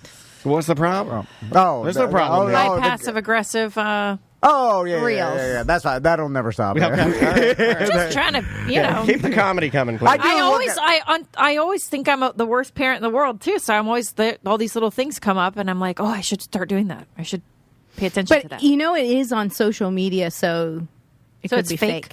Yeah, you know, it's like it's people just fake. like saying, "Oh, this works." I know, but I'm just trying. I don't know. No, that's all you can do. I think that's what most people are doing. Yeah, just do what. That's what I'm saying. Just do what you're doing. How are you supposed to enjoy? We have this situation a lot where we have a guest and he brings in a guitar and then we're like, oh, well, you want to play a song? He's like, all right, I'll play a song. And we sit there and then he's like, all right. And then Daniel puts the reverb on and then Daniel has the luxury of turning around. I have an out. And I know he's fucking faking it. He's just looking at the screen pretending to adjust the goddamn. That's insulting. faders. That is extremely insulting. I saw the moment that he got inside. That was extremely insulting, but I'm not a liar, am I, Crystal? And he is right, I'm faking it. But I am also insulting. Can you like bob your head? Like bop your head? What is this? What are you doing? Don't do that. Air guitaring? Don't do that. Oh, I'm air guitar. You can't. Is he supposed to air guitar along with the guy? So no, do not do what Andrea wants you to air guitar like she's setting you up. No, I was the person playing the guitar. I'm telling him, can you like tap? Pat my goddamn lap. Like bongos, like you're that guy. If I were performing, TC would be the last person I would want watching me. Yeah. That's what every performer says. In their head, I'm sure. They'd say that. They come in here, they're like, am I performing for you? Can you like put on your shades and then just close your eyes? He doesn't have any shades. Put on his shades. What are you, 1986? So, put on your shades. And then they start playing, and then every single time I panic in my head. I'm like, oh my God, what the hell am I supposed to do? Yeah. So then we've had a couple in here. The weirdest one we ever had in, I'll be honest. The weirdest one we ever had in, and I don't know where they are now, but it was a guy and a girl. Jelly Roll. No. Jelly Roll lost 100 pounds. Do you want me to read the tweets? Oh, yeah, after this. I want to read the Jelly Roll tweets. That Azalea Banks has been going off on Jelly Roll, even though he lost 100 pounds, and they're the meanest tweets I've ever read, and they're very funny. Whereas, when the people come in here and they play, what was I saying? The most uncomfortable performance you ever had in here. Okay, so he came in here. Do you remember the guy that had the little reverse Hitler mustache? So the center of his mustache was completely cut out, and then he just had mustache on the side, like Gigi Allen. And then he had a woman with him that sang or played like a drum with him, and they were called TGTG, and his name was like Thomas Gold. And then her name was the Celestial. And it was like her name plus Celestial because she was like a alien that had come from a different world. Do you remember that? They were nice. No, I'm not saying they weren't nice, but it was the weirdest one because I'm like, oh yeah, you're an alien, the Celestial, sure. And then they played, and then what did I do? They started playing, and I'm like, I got to act like I'm mixing them. And then you left me, and then I'm like, oh my God. I leave it there with the Celestial and Thomas, the guy with the reverse Hitler mustache. And I know, why don't you just, you know what you should do next time? You should go, hey, turn around. On the mic, you should go, hey, you, turn around. You're not paying attention. Yeah. And then the whole time, I'm like, what do I do when they finish? Because they always, I'm waiting for the finish so that it could be a smooth transition. So you just like, no, you know what he always goes, all right. Yeah. All right. Your clap, your down low, stiff clap was so perfect. All right. Oh, man, you're so good. I give him a good all right. He gives him an all right. There's certain things I know. If there's a band playing on our couch, you're going to get an all right. If you're walking in the door and I'm already here in the mornings, you're going to get a yo. My favorite thing that you have ever done was when the quartet was on the couch. All right. Do you know we only have one member left. What? Really? Yeah. I thought one died, but now 3 have died? I think 3 have died. We have one member left from the Seabreeze quartet. And it was the one that was in his ear that died first, right? The breathing one. The one that couldn't breathe. Yeah. That's complications from ancient arms. I'm sorry. Well, no, I was trying to say something funny. You try sitting in a jungle while Viet Cong drops some damn mustard gas up your ass and tell me if you can breathe on this stupid podcast. So, not to switch total gears, but I thought of this the other day. I want to ask you guys a question. Okay. So, you know how bands have been touring around? Incubus did this, and other bands are doing it, where they are bands that maybe were more popular back in the day, and then they just tour like in a super popular album. They'll play the full album, like front to like back. The 20th anniversary of So Incubus, did they play it in order? So like you were listening to it was CD? in order. Okay. So and then they found they could sell a lot of tickets because a lot of people want to come out to hear the music they fell in love with 20 years ago, or whatever, or a super and popular to charge album. you 4 times as much. Yeah, but it's working. Like people will go out to. I want to go. Bring me. I want to go to Warped Tour. You want that? I don't want to do because I think it's outside. Yeah, it is. It's at. I can't be out there. It's so at hot. Camping World. No, but it's going to be in November. Okay. Well, November of next year. Yes. So yeah. I need to. Also, the I need to sit. The festivals. It's too long. I don't want to be there for 3 days or for even and it's going to be 6 hours. Too popular. Well, the thing that I've always complained, and no one ever has gotten my back on this, but the reason I really don't like festivals is the sound quality is always shit. Like the stage. That is true. The stage has got to be run for like 50 bands, so they're never going to have it set. I like the concerts you go to and like, hey, check it out. The sound you're getting is specifically for no this. effects. Right. So you're going to get no effects. And like, I don't know. I've just been burned so many times on when you and I used to do Warped Tour. I think I hit a maximum velocity with Warped Tour one time where like I forget who did we go and see? We were watching May. It was May, and the sound was shit.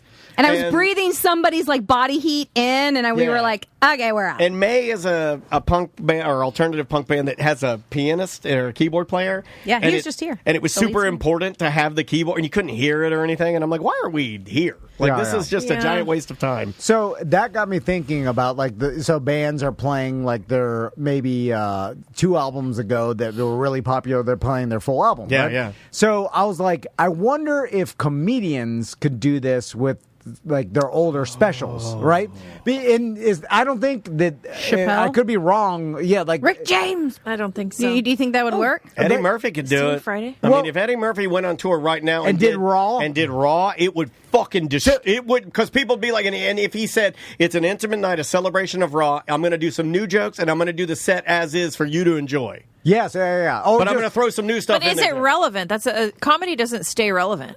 Music stays relevant, I think. Well, you can make the argument on the that lens you use. A lot of this is nostalgia, but like if you see, like, think about a special that I can tell you right now, Dave Chappelle's first Killing Them Softly. Yeah. I've watched it now. There are some parts that are not as funny.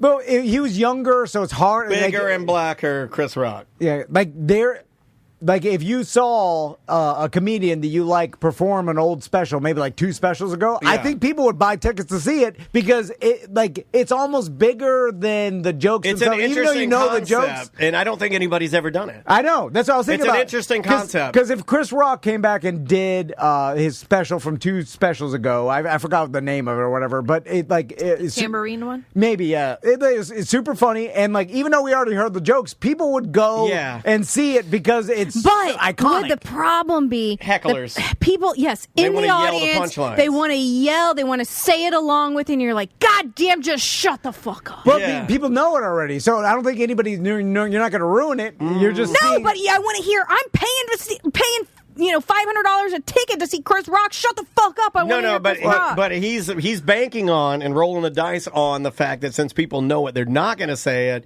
I don't know. I don't know if people would behave themselves. I can't control the audience. If they're locking their phone up, maybe. Yes, lock your phone. But you wouldn't lock your phone because Lock it the comedian doesn't care because these are not new jokes that are going to be spoiled. Maybe they're putting in just a Well, I know few new. Chappelle's still locking phones for all shows he does now. Like whether he's doing new material, old material, any material, he's just the experience is more. He's going on tour right now with Killer Mike. Yeah. And everybody's going to know Killer Mike's music, but it will be cool to see Killer Mike's music without phones. So then I thought, would you go see a impersonator? So I thought about this. So like, what's his died of heroin overdose? Mitch Hedberg. Mitch Hedberg. So Justin Clark would be first in line. Would you go see a Mitch Hedberg impersonator do Mitch Hedberg's full set right in person? Because I would enjoy that if it if say it was at the. It wouldn't work for every comedian. It would only work for the ones that have a really standout stage presence. Right? What about like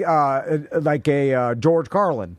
You know what I'm saying? Like some impersonator. A unique style. Is it kind of like Bad Fish doing Sublime? Yeah, I mean, it's you are there to experience the thing that you loved, and it's just a live performance of that. Yeah, you just want a good version of the songs, and Bad Fish, they would do a good version of Sublime songs, and if you use the same equation, like, I just want the Mitch Hedberg jokes to be delivered in a good way that's similar.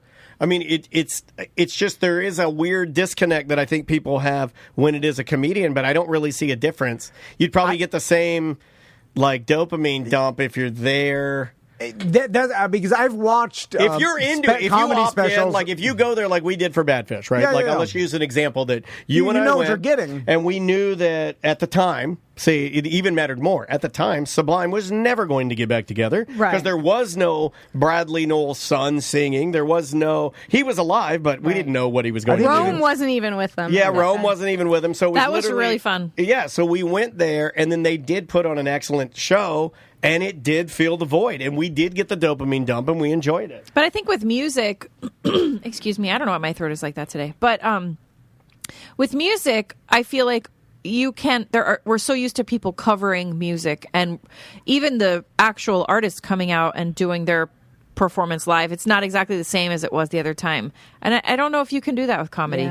Yeah, it's not like they're going to be improvising on the other guy's jokes. It's not like new Mitch Hedberg would go and do his own version, because I think at that point you're stealing the essence of him, and his family would have a problem with it. Well, of course, like if you were an impersonator, like you'd have to work out some deal with the family or whoever owns the rights. Tribute bands do it now. Like we were talking to our friend Rick Everett from WJRR yesterday, and he's doing that concert for Rocktoberfest with our friends Hollowbox, and they have the Pantera experience that I believe is of all the bands that Rick hired, I believe, are officially licensed by the actual bands that these bands are playing under. Yeah, they're not stealing anybody's stuff. No. And like, and you know beforehand, like the person is working together with the family and splitting whatever. It was just, I thought about that. I was like, no one's doing that. And I wonder if that is going to be a thing in the future where you perform old specials or like, that. I've never thought of it, but I like the idea because if let's say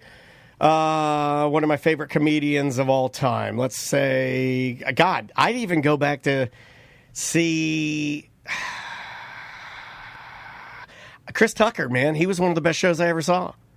Yeah. And even if you know the jokes and you know the special, I watch old specials all the time on Netflix, like comedians. I know all the jokes, and it's still funny because I remember them. Like, it's an interesting idea. I like it. We do have a phone call. Thanks for calling A Mediocre Time. Who's this?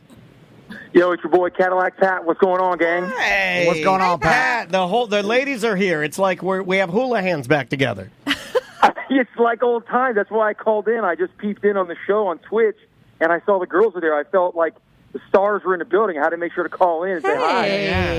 Yeah. Pat used to try and get Andrea liquored up so she'd suck my dick. Oh, come on. At the hula hands. Come on. At the old hula hands. A bunch of times. I remember I saw Daniel's tattoos on his hands, and I was starstruck. I'm like, oh, my God, that's Daniel Dennis from the radio. Yeah, well, you should be. I used to be a big deal in this town. Now I'm not. Now I'm not a big deal. Same Dan. I just called to say hi to the girls because that's like your real stars there. There's the real stars of the show there. Okay, go Pat, I want to be invited to your house.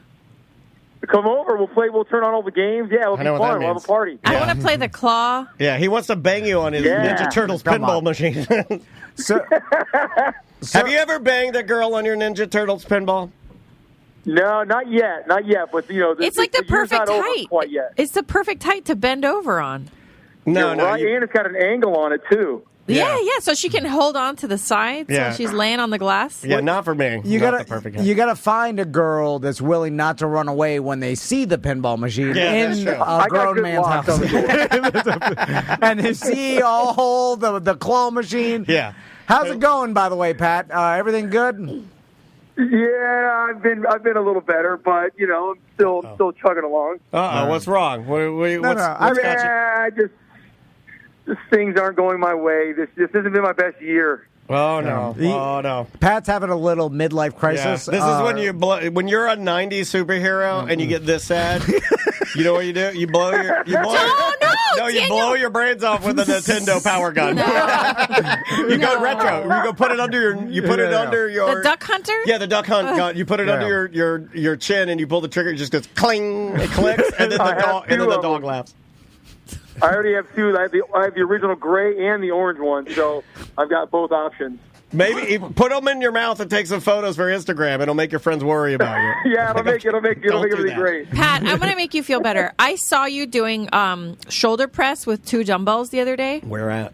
Online. Yeah. Oh, I thought you guys go to the same gym. No, I saw he posted a video. That's the weight that I use, Pat. I just want to let you know. I know. No, it was supposed to be light. We were doing light on purpose.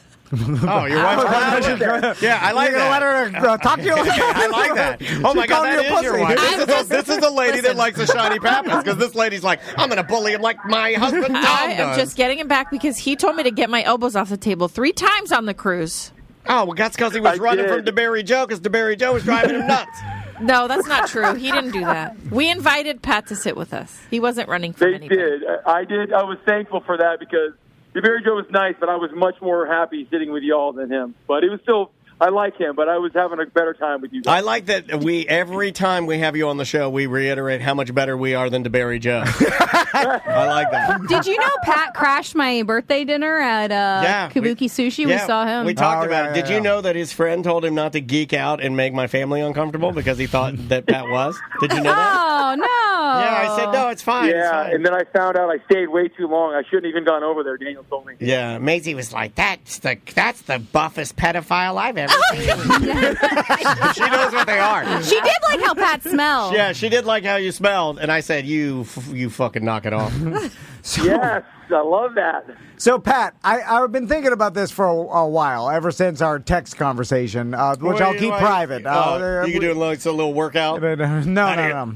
How do you like how I shaved this time? I was thinking that Pat is, because Pat works at some bar in Waterford Lakes. I forgot the name. Brass Tap. He says it every the brass tap for 10 fucking years. God damn it. And so, and I feel like he's not going to the right places to find like-minded people that he could fall in love with and start a family. Yeah. You got to go to comic book stores to find the real incel weirdos. No, I was thinking more of like a Comic-Con type, like other people that like dressing up and bringing happiness to people's Pat, do you go to MegaCon and Comic-Con?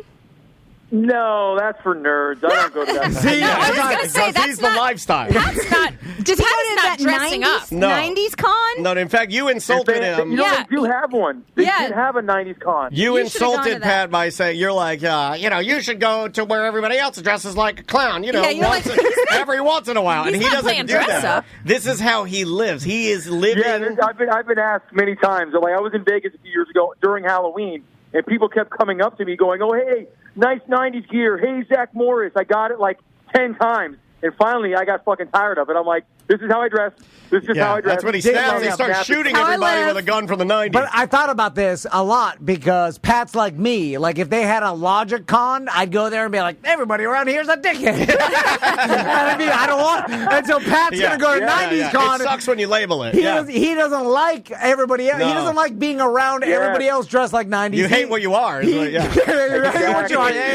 Me and Pat hate what we are. You don't hate what you are. You just don't want anybody else to be. Oh, my God. You hate what you are, and it is chasing away ladies. Right? Oh, my God.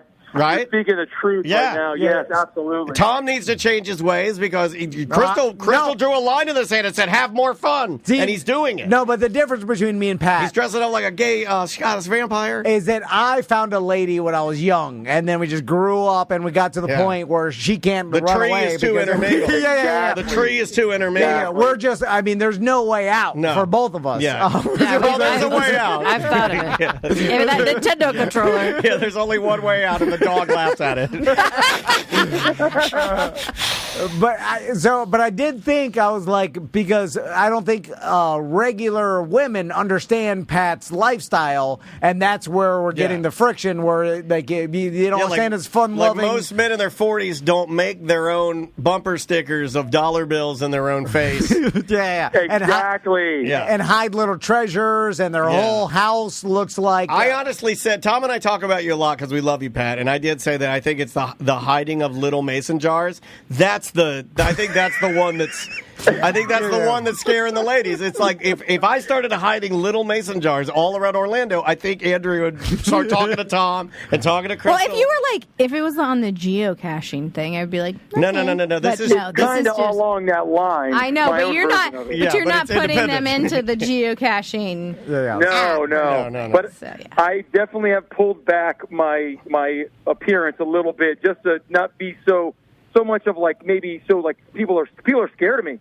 Girls are scared of the way I am, so I'm like, I've pulled back your gambling. You guys have a lot in common. They're scared of you because this is what crazy people do. Well, I was just going to say they can envision themselves in a parking garage with a 90s starter jacket stuffed in their mouth. And the problem is, Pat, is if you were like this, but like tiny, skinny, like David Spade, then the girls, the girls would be like, "Oh, this guy can't do it." But you're a big, muscle motherfucker. Yeah, you can hold people down. And then when they see it, they're like, "Oh," you're a and 90s, he's very confident. Like you're a 90s rape machine. You're like, if this guy goes crazy, there's no stopping him. Like it would take, it's like a monkey when it starts ripping your face exactly. off. It's Jim crazy. The police will be shooting you. You'll keep going. You'll take a bunch of bullets. Yeah. I feel like the kind of girl that Pat is looking for, who's going to compliment his aura, and is going to enjoy and appreciate it, is going to be crazy. So then he's not going. So then he doesn't want that. He doesn't want a crazy person. Yeah, he does. He wants a girl that fucks with her Reebok pumps on. Like you leave the pumps on. He wants, because he's in his mind he's normal. And that's what, and he can't. So when you talk again, it is the lens. It all comes back to the way that he views himself. So then I thought, Pat, I was like, all right, you don't like the 90s con, you don't like the Comic Con because they're all nerds. What about the influencer con? Because maybe you get into that How's your reach? We got to get your numbers up then. Well, because he's got the Cadillac Pat Instagram so maybe the influencer world, you'll get the people that appreciate dressing up, doing these because they have to do it too to get their likes. They do. But are they interested in the other person? Like, is Pat going to find real companionship there, or is he going to find another person who's into themselves? Yeah, and I don't have that kind of ego. I mean, that's in all honesty, like a lot of these influencers, they're ego-driven, and I have zero ego. I just think it's fun. You know what I mean? So Tom doesn't understand that. Goodbye. Does not compute. Yeah, I'm sorry. We cannot help you now. Well, I don't understand the fun. If there's money behind it, that's what gets me. The ego, I don't care about. Well, don't try too hard. Don't be down. I am trying way too hard right now. Yeah, just pull back. You'll be fine. Just relax. You'll be fine. I'm going to a speed dating thing on Monday at like 7 o'clock. Well, come, it's at Stardust. I've always wanted to go to one of those. Oh, God. I love Stardust. You're married. They've got vegan stuff there. Crystal drugged me to Stardust. Oh, my God. You eat some veggie patty. It was my God. I was sitting at a tiny table in a library, and then there was some nerd in a tiny beanie strumming an attitude guitar. He was playing a ukulele, doing poetry. And I'm like, God, burn this place. I'm eating some fucking sprouts. And I'm like, what the fuck? $28 to go to this. There's nothing. $28 there's for a speed nothing that you eat that will taste worse than a homemade black bean burger. Oh my God! One time, fucking blow my head off. They make them there. They're like, this is my grandma's recipe. She makes the best black bean burger. It's like eating a meatloaf made of smushed up beans. I'm gonna blow my head off. Oh God damn! And I love vegetarian cuisine, but the homemade black bean burgers. No more. Pat, next time you're on, I want to hear how the speed dating goes. I want to know what time it is. Sure. Yeah, Crystal's going to go. 7 o'clock. 7 o'clock at Stardust on Central. How do I sign up? Yeah, so awkward, Pat. You know, these speed dating things. I know, but I go out on by myself. I know Sunday night's not the best time, but there's still people out. And you go out just looking for women on Sunday nights? Oh, it's Sunday night. I thought it was Monday. Can I just find friends there? Do you think I could meet some friends? Who needs friends at 40? Yeah, I agree with you on that. You know, I always want to meet friends, but then when anybody wants to make plans with me, I'm like, oh my god. Yeah, people ask me to do shit all the time. I'm like, God. And I'll be like, people will be You'll like, make the plans and then you. I will. I'll make right the plans. I'll be end. like, hey, everybody, we're doing this thing. And then they'll be like, you still doing it? I'm like, oh, I'm sick. I just want to be invited to a goth party and then be panicking about not wanting to go. Yeah, that's what you do. Once you pass 40, don't do new things. Don't make new friends. Stay who you are and die that way. You know, your life, That's the only way. Pat, your life was better when you were living high on the hog with that old. Everybody just needs to live with a little old man. Now, Pat, old man, Uncle Bobby. Yeah, remember he lived with Uncle Bobby. Yeah. He passed away. R.I.P. Right? He passed away, Uncle Bobby. He almost passed away in my house twice. See, that's what you need. You need to get back there when you have an old man almost dying in your house. That was a better time. It was a better time. Now, Pat, are you going to wear your McDonald's backpack and? No. I'm toning. I haven't been doing that. I really haven't toning things back because. But do it was you have easier to any do that when you current have a clothing, girl. or are you going to dress like you're going to court? No, I'm going to put my black suit on. No. Don't wear a no. You're going to look like a maitre d' No of an Olive jacket. Garden. No jacket. Don't do it. Don't do it. You're going to look like you work in. No, I don't own it. I literally don't own any regular clothes. But then you got to go I don't have shopping. any- You have to go shopping for regular. No, I'm gonna wear my stuff, but I'm not gonna put my rings on and all my fucking jewelry. No, you're going the opposite direction, Pat. I told you. You got to. This is a catfish. I then. know. No, Tom wants him to be a Catfishing. legend. Tom wants him to be a legend, and Tom wants him to dress like a fucking I idiot remember until the I end of time. recorded that episode. Yeah. I recorded that episode to listen. You recorded it on a tape? This guy lives the life. He's no bullshit. played that. Dude, you are 90s. This guy's no bullshit. He's like, I taped it on a cassette so I could listen to it on my Walkman. You taped I the play it back podcast. every Sunday night. Every time I go out by myself on Sunday nights, I play it back and listen to it, and I'm like, Tom is right. I downloaded it from Napster. I pirated it. Don't tell your speed dating girlfriend you taped a podcast. Yeah, say, hey, you want to go back to my place and listen to my Walkman? I'll loan you a earbud. I taped all the podcasts that I like, and I'll play them back. Want to come back to my place and watch the VHS? And the claw game, a bunch of prizes in there. All right, buddy. Good luck with it. Good luck with it. One of them is your suicide note. Oh my god, If you get the egg that has the key to the front door, you win your freedom. If not, you know what happens. All right. I love you, buddy. Bye, Pat. Bye. We love guys. you, Pat. Bye, guys. I'll tell you how it goes. I'll see you Sunday night.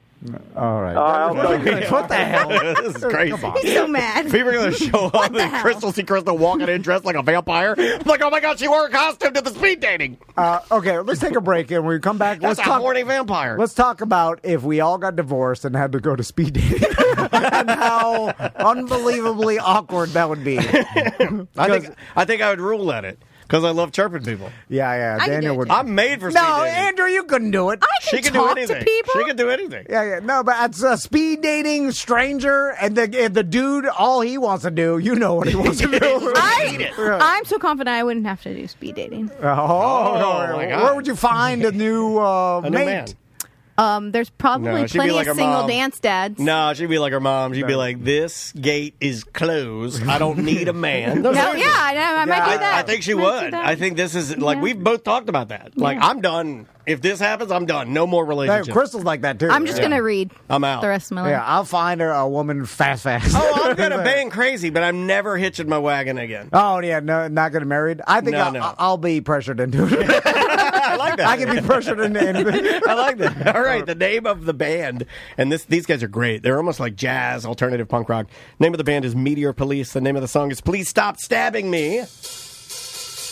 We'll be back with more on Mediocre Time with Tom and Dan momentarily. 1-844-TOMNDAN if you'd like to call, or show@tomandan.com for emails.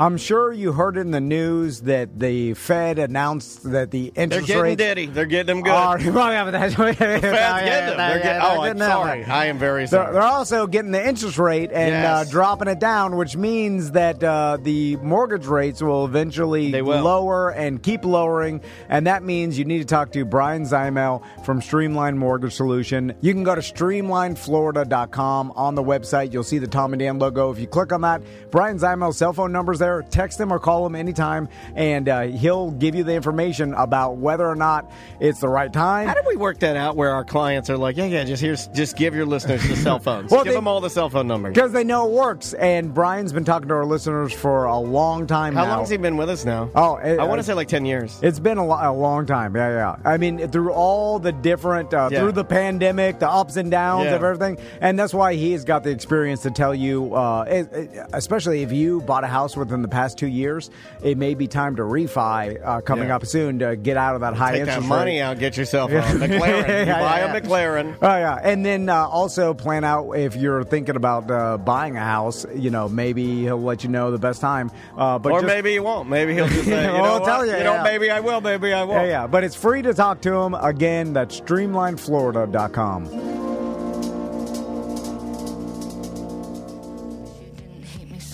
It's like I'm living in a world without you, which kind of sucks, because I'm feeling like the only one who's last 18 months have been revealing that there's no one really out there at all. That's Kit Major. Welcome back to A Mediocre Time with Tom and Dan. I am Dan. I'm Tom. I'm Andrea. Oh, sorry, I'm Crystal. I like that. I wasn't ready. I like that. Nice job. No, you did. You even gave us a warning, and I still wasn't. You guys did a great job. Let's jump into something just really, really quick. I want to talk about this because I have this thing where I don't ever really remember anything that I need to remember. Like, I asked Tom yesterday before I left, I go, who's coming in for Friday Free Show? And he said, the wives. Remember? We just set that up. So, I'll forget. I had to move around a lot of stuff. Yeah, I know you did. I appreciate that. Oh, you both didn't of tell you her? guys. No, No, she knew. Tuesday. Yeah, no, I'm talking about yesterday on Thursday. I was like, oh, who do we have yesterday? And you'll remember that, right? I just want to point out that my memory is absolutely horrible. It's not just you, Tom. But then there are things that stick in my brain that are memories that I can't get out of my brain. Like, for instance, for the last week. Go ahead. What were you going to say? Oh, no. I was like, that's how Alzheimer's works. I was literally just thinking that. Like, you remember the past. They can remember the war. But can I tell you something? Alzheimer's feels amazing from inside. If that's what it is, I'm not trying to be disrespectful to people. Anytime you talk about any type of ailment, somebody will have, like, a person that, I've had it in my family. Yes, we've had it in our family. But I'm just saying, from my perspective, don't feel bad if that's what's happening, because I feel great. But this is something that's stuck in my brain. I can't stop thinking about it. This is something that I remember late at night. I thought maybe Crystal, because for some reason, I've stereotyped you as the one out of the three of you guys, other than me, that would stay up late at night and watch TV and then watch these things that are weird. And I don't know if the listeners will remember this, but there was a thing called the Freak Line. Yeah. It was called 1-900-490-FREAK. And I have the commercial for it. Freddie Freaker is who would come on, and this thing would come on. I may trigger some memories here. Hopefully I do. This is the commercial that would play. I'm talking like 12:30, 1:30. What channel is this on? This would have been like on a Rainbow 65, maybe Fox 35. Oh, UPN? Yeah, the UPN maybe. Here we go. It's the Freak Phone, and here's the party freak. Freddie Freak. Oh, my. Guess a new sensation. Grabbing the nation. Doing the freak. Call now. 1-900-490-FREAK. Join the party. The fast and easy way. You hear what's scamming from New York to LA. Call now. 1-900-490-FREAK. What's happening? What's jamming? Party till you drop. Dial and hear the action. What's hot and what's not? Call now. 1-900. Let me explain. What they're showing, like this gremlin. It is, yeah. Like claymation. Okay, you remember the yellow guy from Sin City? The movie Sin City? Yeah. That's what this looks like. Yeah, it's basically what this is. What is he advertising? I thought it was a sex line. Okay, it was Me too. It was the Freak Line. What's the Freak Line? Okay, the Freak Line, and I'll read this because I had to look it up. The number was 1-900-490-FREAK, officially named the Freak Phone. It was the phone line. It existed to call Freddie Freaker, operated by Star West Entertainment, roughly from 1988 to 1995. Oh, no.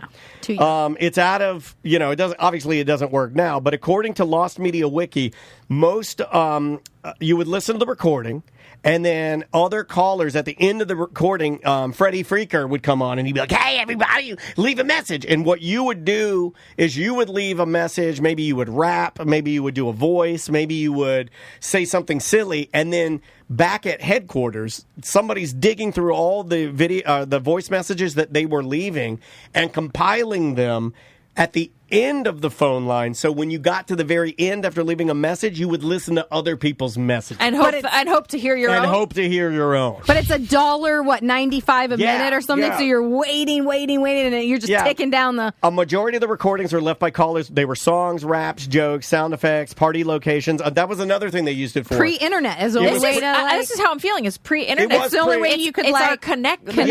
Our desire to connect with each other. So pre-internet, you would have people like in DeLand, let's say we were doing a keg party out in the woods in Glenwood, you could theoretically call the freak line, say like, hey, the party in DeLand is out in Glenwood, and put it on the freak line. They go through, as long as it wasn't dirty, they would post it on there. You post it, it's almost like a party line. And you could like a message board. It's like a message for board. a telephone number, message board. Yeah. Oh my God. That's interesting. And there were a bunch of these. I remember becoming... Did you ever call? I wanted Did to your mom so kill bad, you? but no, I never did. But I wanted to so bad Because it would show up on your phone bill. Right. It was one of those things that, I was deathly afraid of my parents because I got caught a couple times doing things. Like, I got caught finding my dad's porno on Thanksgiving. I've told that story before. That's their fault. Well, it's his fault. I mean, but we had a big argument, and it became one of those things. I still remember my mom, was taking the turkey out of the oven when my dad was telling her that I was looking at his Hustlers, and that's fuck you up. Hustler too. Yeah. Yes. Oh, his guts. His, like pulling it apart. Oh, wide Spread the open, gape lips. it. Yeah. But yeah, so I got in trouble, so I didn't fuck around with that. I had other friends though that would get in a lot of trouble. The 1-900 numbers were getting people into a lot of trouble when I was a kid. I used to have an account on one of those numbers when I was a kid. God damn! What do you mean an account? Like you could make an account, like at a casino when you're you rich. Get your own number. You get your own a code or whatever, and then you leave your message and you say, hi, I'm so and so and I'm looking for this, and this is the kind of stuff I like to do. And then men would leave messages and then give me their code. And you were a kid? You were a teen kid? My God. Yeah. This was this is maybe middle school. Oh my God! What did you say? I said I was like, I'm a busty redhead. Like I would say all kinds of stuff. Yeah, a busty. How did you know an old lady term for boobs? I don't know if I said busty, but I would always be a redhead with green eyes and big boobs. And, and then men would listen to my. So you go through. I think in my memory, you listen to different. You listen to messages, and then you can type in do you like redheads? Push 1, and then you get a couple of redheads, and then you listen to their messages, and if you like what they had to say, then you can pick them and you can leave them a message. Did you ever call? Yeah. Did you ever call anybody back? Yeah, this is a variation of what they did in the 90s. This is a variation, and there's a video game that I was playing that they kind of do a simulation of this. But in Japan, there were they have a different term for it, but there were shops that you could go into, and you would walk in, and you'd pay for a booth. And they're inside the booth. There'd be tissues and a phone, and you would pick up the line, and it's just running numbers. And you would just be connected to a woman. And then you start talking to see if you can hit it off. And it's just like a talk. So it's literally just I don't even think you're supposed to meet. It really is more of a talk off scenario. There is a term for it, but this is a thing. And you go in, you meet the attendant, and you give him, let's say, $20, and then he walks you back to the room. You go in the room, you have the tissues, the phone, you pick up the phone, you start talking to the ladies. Some of them will connect with you, some won't. When you get one that connects, I guess you talk yourself off, jack off. It reminds me of the Madonna video. And then when your time's up, they'll click right on. So you could be jacking it and and then not finish it. And it goes dead. So the thing that I was telling you about is that. It's that, but you're at home. You don't have to go talk to a guy. So were these charges going on your phone? Now follow me here. The guys go to the place, right? You could be at home. It's like all the ladies are at home. All the girls are at home. The guys are the ones going to the shop to purchase the landline that's open to all the girls. Yeah. The guys will always pay. The money's in the men. The money's in the men. Right. And that's coming from our business wing. He knows. I also want to just be clear that I was just a kid joking around. Right.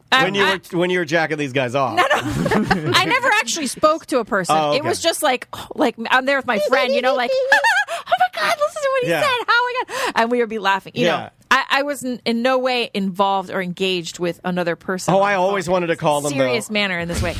I always wanted to. I never got to, because there was a time when I was told by friends of mine that you would call, and the closest I'd ever go is I'd get the recording. It'd be like, hey, thanks for calling Big Tit Ladies, and then your number one, please hold the line for a big tit lady in your area. And I'm gone! And I'd hang up. You know what I mean? Because I was convinced that as soon as it connected to the lady, which is true, that's when it started charging. So I would hear the thing. It's almost like I'd like the danger, walk right up to the edge, hang it up real fast. I got in a lot of trouble. I ran up a $500 phone bill, I think, once, calling those numbers. Whoa. My mom was really pissed. I always wanted to do that. I'm so jealous. Every time I did it, and I didn't know it was charging. And then every time I had a friend over, I'd be like, come here, listen to this. Yeah. And I'd call, and then we'd all laughing. I was exposing my poor innocent friends to freaking phone porn. Chat rooms were I think that may be before, but yeah. What did you? You're probably talking off a lot of guys in chat rooms. This lady? No, I mean AOL. No, yeah. That's how I met some friends. I still have friends. Yeah, that's on AOL. On AOL. Yeah, she still talks to these. They're old men by this point. She's like, remember I jacked you off when I was 12? Well, virtually jacked you off. They're 80-year-old pedophiles now. They call them classics. I remember getting charged back in the 90s when the internet first came out, where you would go to a porn site and then it would log off and then recall the porn site, the internet back. It was a weird thing where you would you basically hit OK, and then you allowed them to call the number, so you'd be logged on to a different internet that would be charging you. It's the same kind of thing with the 1-900 numbers. I remember we blamed my buddy Baloney Andy. You have to do that. He told my mom, I was like, he's the one that was looking at it. It's very believable. One of my friends was like, oh yeah, that guy's crazy. What was it? Didn't you also used to talk to old, there was an old man? Down the street. Oh yeah. What do you dress up sexy and go talk to some old man down the street, really drive him out of his mind? We would call this guy down the street and he would answer, and we would put on these weird voices, and I would say that my name was Crescent. And I would talk like this, and I would say, "Hi, John. This is Crescent," and he would stay on the. That's a great fucking voice. How come you've never done voices for us before? Can you write down Crescent for me, please? I'm already using her. I'm going to get you a puppet. I think the show has to be named Crescent. This is me, Crescent. That's a great voice, Crystal. And then my friend's name was Ladybug, and she would say, "Crescent and Ladybug. That's our new show. That's your new show. You're Ladybug. That's Crescent. You're losing sales right now." And then, but he would. The weird thing is, Can you do Crescent? Can you channel Crescent one more time? Is she here? Stop. Is Crescent here? Don't ever talk about it. Can you feel Crescent in the room? It was like our dad, her dad's friend who lived down the street, and our intention was to prank call him, and he was supposed to hang up on us. He stayed on the phone. When you're really horny and a kid's calling you, he can't, But he stayed on the phone. So after that first call, we were like, this is bizarre. He stayed on the phone with us. He didn't hang up. Because your character was compelling. Really weird voices. Your character was compelling. Lonely. Yeah. He was very lonely. So then we called again. He died not knowing what happened to Crescent. We called again, and we would just do it again and again. We called this guy all the time, and he'd be like, I've been waiting for you to call me. And he was was like, for calling me. I bought some Crescents to put my dick in. He would say, bought some Crescent rolls. He would say, I'm playing with my tennis balls. And we're like, your balls are hairy. Your balls and your balls. Crescent loves it when you play with your tennis balls. So don't you like it, Ladybug? Yes, I do. I like it too. By the way, this is what Latchkey Kids do. The chat room is saying... nobody was around. Chat room is saying, hello, Crescent. Are you here? Then we have Crystal is an insane person. Holy shit, this is awesome. That voice is amazing. Oh, my God. Oh, my God. This is me. At our closing, I want Crystal to speak like Crescent. This is awesome. This is the best thing you've ever done. In the early 90s, parents weren't telling you and their kids, watch out for pedophiles out there. No. They're tell you nothing. No, I was calling the pedophile. We actually It was basically don't answer the door, but you were behind the door. We baked cupcakes and brought them and left them on his car. You're baiting him. Yeah, you're baiting him. Oh, my God. But we just were laughing oh, my God, he's so crazy. He won't hang up. That's a crazy horror movie. Pedophile. Okay, guy gets. Okay. You know what? I Here's used to my play horror cat movie. and mouse with a pedophile back in the 80s too. Like we used to drive by this old So pedophile's did Bubba house. Whoop-Ass Wilson. And he used to like sometimes get in his truck and we'd riding our bikes away and then we'd all go different directions. Yeah. And then we'd do it like, let's do it again. You guys in Miami are insane. No, but Bubba used no to do rules. that. Remember, Bubba and his friend Scotty used to drive by. That guy in the truck would drive by his house, and they would put their fingers out and go, and then the guy would be like, oh my God, and he'd be like, I'm gonna fucking suck your dick. And then they run after you. And then they'd run after you. It's a fun game of cat and mouse. With a pedophile, local pedophile. That used to happen in the 90s. You guys are. It's weird. I think the guy did he know it was us? Did he know that we were kids? Maybe Why he did he stay on maybe the he phone? thought it was fun for you guys, so he's like, "Oh, I'll just play along." That was a crazy, mentally ill. Well, from what I understand, and because I don't like to villainize people, but most pedophiles have a pretty decent sense of humor. Can you talk in that voice in your goth? Then you're a totally different person, and you won't have to. That's true. You could hide behind Crescent. It used to be like our kids will never understand the joy of fucking with a mentally ill person in your neighborhood. That used to be a thing. No, we're too nice now. We don't do that. It was always like an old man that never left his house in his like decrepit house, and then it didn't matter. You didn't discriminate. It could be special needs. It could be low IQ. It could have been a war veteran. The guy got back, and he just he was very. But it didn't matter. You would just like you'd be like fuck with him, scream at him, or just like you go around and you're just like looking, and then you come out and chase you around. Get the hell out of here. Yeah, we never knew what would happen if he caught you, but we know now. We do know now. That's true. That the internet helped us understand what they do when they get you. All right, you want to do? Before go ahead. I wrote something down that I wanted to talk about. So Max started this new breakdancing class, and it's more congratulations. It's more serious than his other one. Like these people in the class are dedicated and know what they're doing, and there's advanced. You said people. They don't fuck around. Yeah, they're all 30. Or above. They're adults. Have him use a Crescent voice. They'll be fine. There's like groups of people, but there's like kids in the kids class, and I was talking to the organizer, and they were asking Max if he has a b-boy name yet, and he doesn't. And they're like, oh, okay, well, I don't want him to rush into it. Yeah, and that's what she said. Yeah. Like it'll come. Like the group will name Max eventually, and that'll be his b-boy name. And the other kid, who's insanely good, by the way, so good. Like he's like Max battled him, and like this is like what you see on TikTok when you see like a 9-year-old doing crazy breakdancing. Yeah. You're like, what? Yeah. Like, he's at the right good. place then if he's around the real breakdancer. Yeah, and so by the way, the other kid that's really good, like has a journal where he's writing down all his moves, like each one, so he's categorizing them, and Gotcha. like so he knows. Is that what you're supposed to do? Well, it's just like obviously he studies them. Yeah. Like he's sitting down reading, and then he's like he remembers to practice this one, or he needs more work on that one, or whatever. Leaving the class, I was like, hey Max, we were driving. I was like, maybe you can get a journal and write down all your moves, so then you could practice them and study them. Sure. And he's like, I don't need to do that. I was like, that's my son. Yeah. Did you hug him? Did you pull over and you start hugging him? No, I got scared. One tear. You started crying. I got scared because that mentality has caused a lot of problems in my life. But it does show me that the genetics run strong in the fans. Max is going to have to lean heavy on the skill parts of the breakdancing because he was not blessed with rhythm. No, yeah. All right. Yeah. At all. Yeah. It's a little stiff. Very stiff. They call you stiff. The stiffness also. B-boy stiff. And the whiteness comes through with so back to the naming.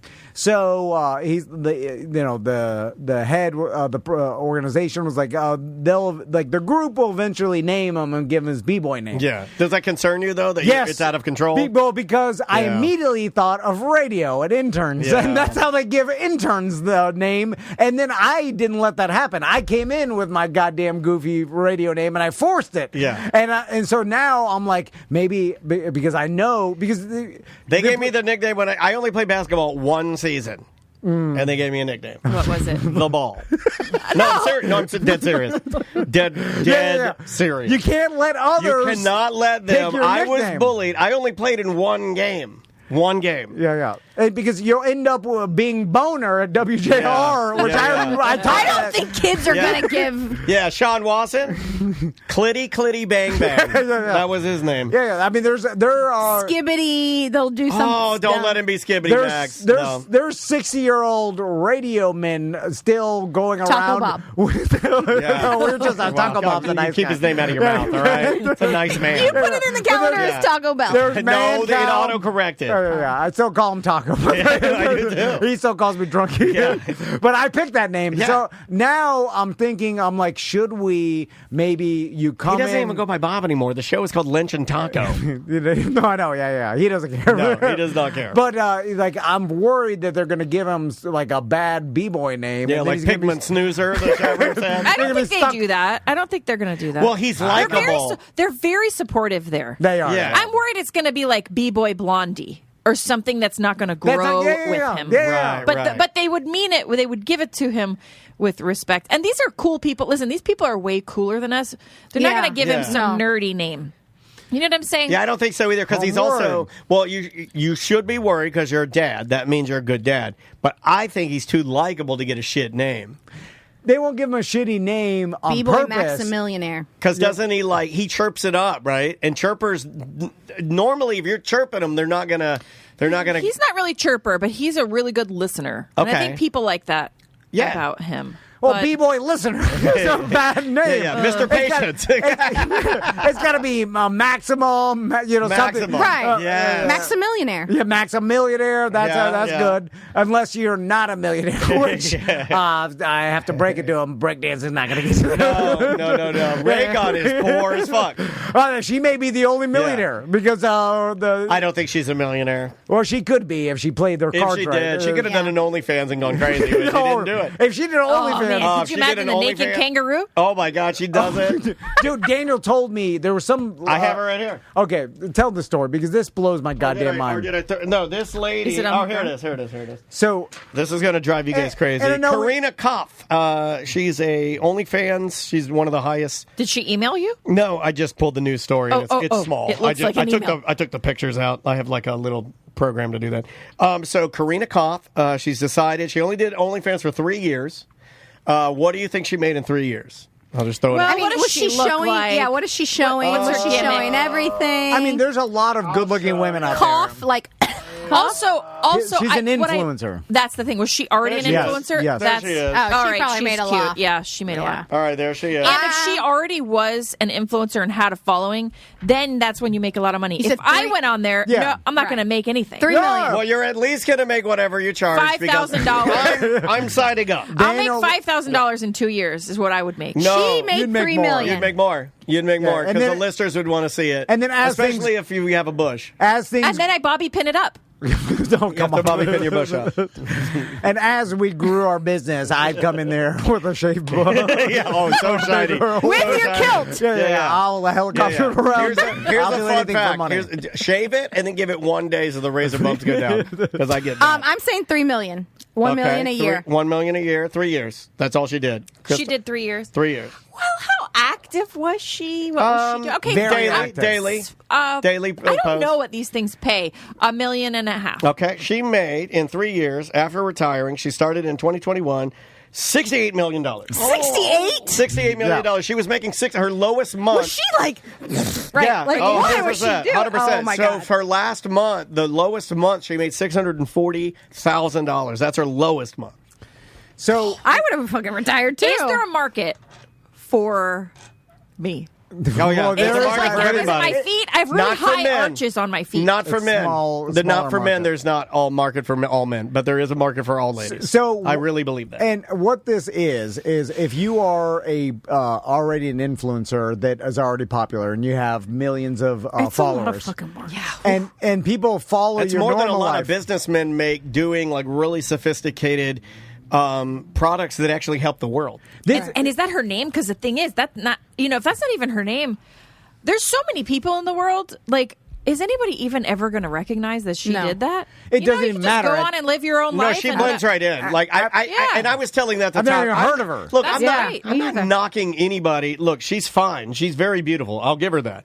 But she's so ordinary to me. Like I would, if I passed her out here, she looks like anybody that's blonde with big tits. Was she sticking weird stuff places? No, it doesn't have to be that. It doesn't have to be that. It has to be the people know you, likable, follow you, and then want to see you. You don't even have to be likable.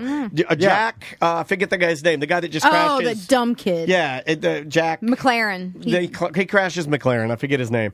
That guy's not likable, but he makes a ton of money because people still, for whatever reason, support it. Well, because you followed this person, and this is primarily a man's. I'm sure that most of the money is coming from men. And they follow and they see and they're like and they notice they've got OnlyFans. It's $20 a month. I don't want to hear anybody bitching about having no extra money if you're giving this chick $68 million. It's $20. I don't want you telling me what to do with my money. I'll choose to feed my kids if I want. I'll choose to feed my kids if I want. Pay my child support. Yeah, but it's the power of the numbers. Because somebody's in there right now. Thank you guys.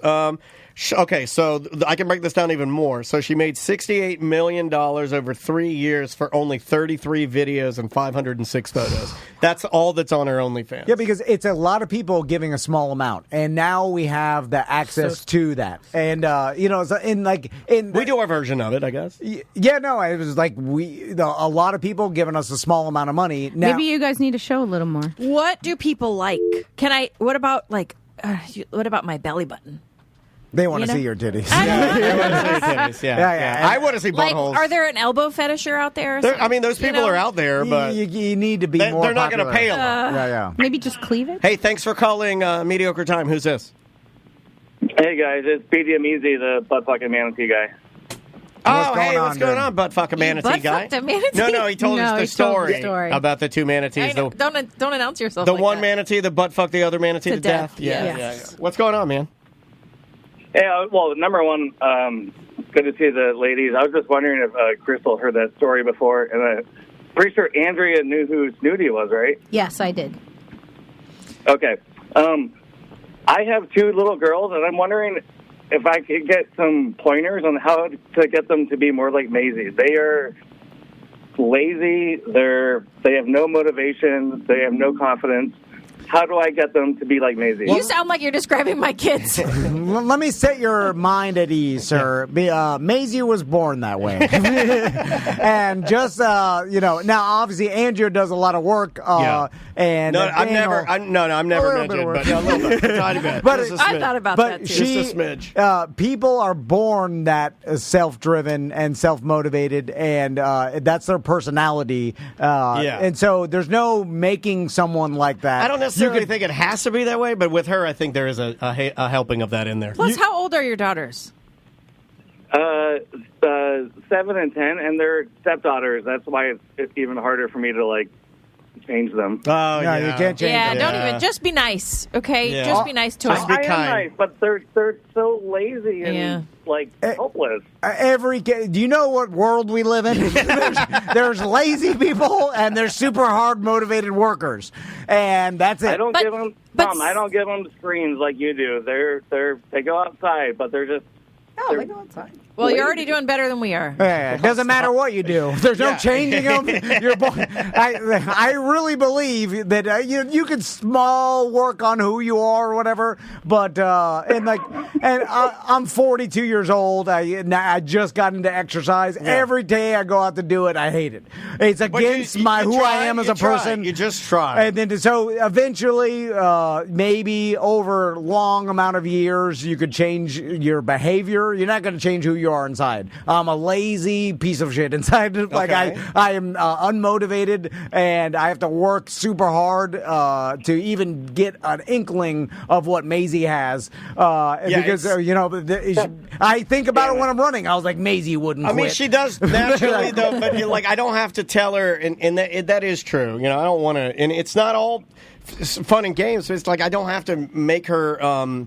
I never have to force her to go to dance ever. Like it's not even a thing. No. You don't have to force her to go to bed either. No, I mean it's just like it's not. It's really not. And I'm not saying that I'm not bragging about it because look, there are times when I even say to Tom or I'll say to Andrea, like I wanted to. Okay, I'll give you a real world example. When you were gone, and I told you this, I wanted to stay up and watch Monday Night Football with her, and I did the whole like, hey, mommy's gone. I got the snacks. Let's eat some chips in bed. Let's watch a Monday Night Football. It's not going to happen.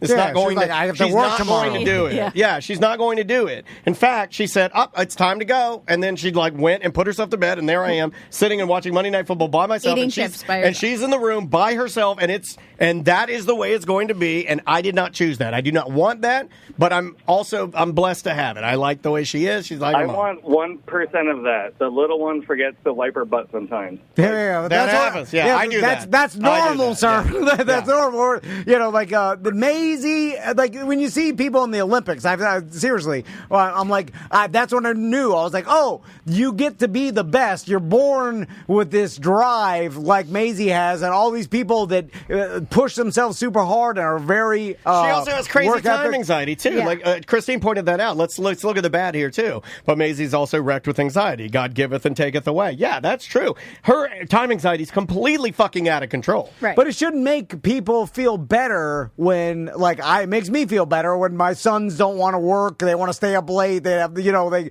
like. No, I get it. Because I'm like, oh, it's just the way people are. And then you try to make them better over time, and you can always work hard to just enjoy your time. But then, every single day since our kids were born, every single day, I have had a bedtime routine where I turn the lights lower. We take a bath. I don't take a bath with them. Oh man, will you take a bath with me? They take a bath. You just found it. You taking a bath with just the tits, just like you could just cover your nipples and just have the water over them. Put the kids in there. Maybe we'll get some extra money. Yeah, that's true. Pedophiles got money. They're not fucking the kids. They're just looking at them in the bath with their mom. I've seen that all over the place. You can see that on Instagram. You can see people's titties on Instagram now. The baby sucking titties, and I jack off to that. So am I a pedophile? I don't think so. I think TC snorted. So anyway, I've had a routine every single day that the kids have a bedtime routine at the right time, and then they go to bed and it's calm and whatever. And in the past couple years, they are just wild animals, and every single day I have to fight them to get in the bath. Every day I have to fight them to go to bed. It could be boys, right? But my point is just that at least in that area, I really tried really hard, and we stuck to it. No matter where we were, we have the same bedtime bath routine, and it's still out the. Have you tried using the Crescent voice to? No. They never want to go to bed. Get in your bed! Because they're who they are, and they want to stay up late. And there's only so much you can do to influence And that. I think that's you. I mean, haven't you always been kind of party dad? Like you don't, aren't you afraid when you go to bed you might be missing something? Or have we talked about that before? Crystal. Yeah, somebody got it from somebody. That's just the way it works. It's like if you don't like going to bed because you think you're gonna you don't want the day to end. Yeah. Max tells me that all the time. I don't want the day to end because then tomorrow's going to start, and that's another day. What a lovely way to live your life, right? Yeah. Like I want to live the day as long as humanly possible. I like that. But it's like the savant kids that start playing Mozart on the piano and stuff. Like, yeah, maybe their parents were piano players or whatever, but I don't think those parents are whipping them every single morning to learn piano. No. It's like those kids are also weirdos. But it's something inside them. You know what I'm saying? Yeah. Like it's like if your kid is born gay. You can't be like, I need to do something so he's not gay anymore.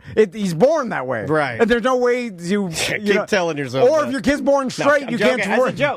You can't force them to turn gay. They're born the way they are. I want Maisie to be gay. It is what it is. All you can do is, I think, keep them healthy, happy, and, I live on the corner. I live on the corner of healthy and happy. It's called Walgreens. And then above that is... I think there's just a lot of insane luck involved. And, I tell that to people all the time. You can't control it. I have people ask me all the time, how'd you get Maisie involved in dance? I go, that's luck. There's no way. There's no... Yeah. She went to a camp. She found something she liked. That's it. There's no other explanation. I didn't force her. I didn't tell her. I don't want her to do that.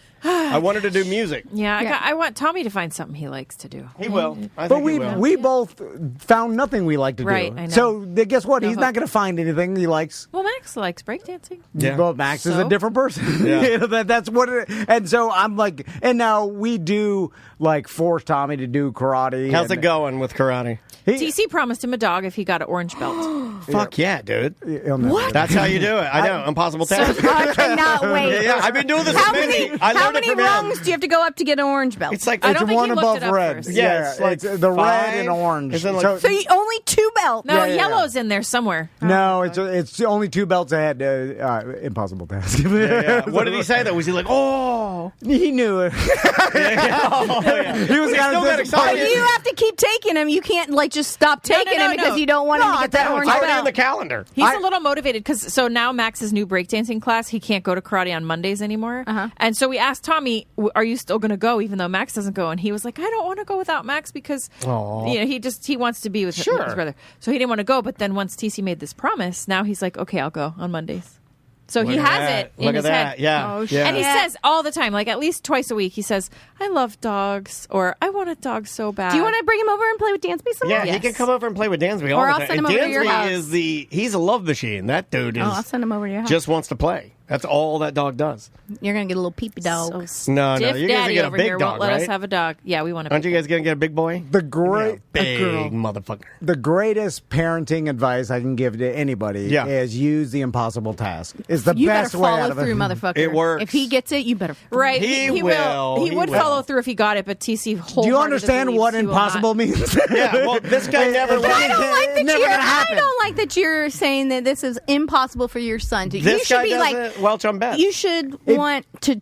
Well, he never told Tommy he was. If you come up to me and give me a little background about your life, I'll give you an impossible task. I guarantee For everybody. you will never. Ooh, that's a good You will bit. never achieve it. Yeah, if anybody I wants to know- write in to the show and give us your number, we'll start calling you on Friday. We'll do one a Friday free show, and Tom can deal out an impossible task. I'll write a song What's for EJ's it. impossible task? running Living. a marathon in 4 hours. Impossible task. EJ, do it.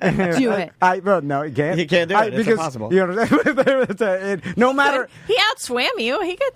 Here's run. my impossible task. You ready? Whale Will swim. Ferrell did it in under 4 You want hours. mine? He's Will Ferrell, he's way more driven. Can I drive? I'd never give that. Can I drive anywhere with any one of you and not say one word? Impossible. We know. I can't do it. What's mine? I want one. Well, he's I feel probably. like I want to be blessed. He with knows an you impossible- better. Blowjob every day.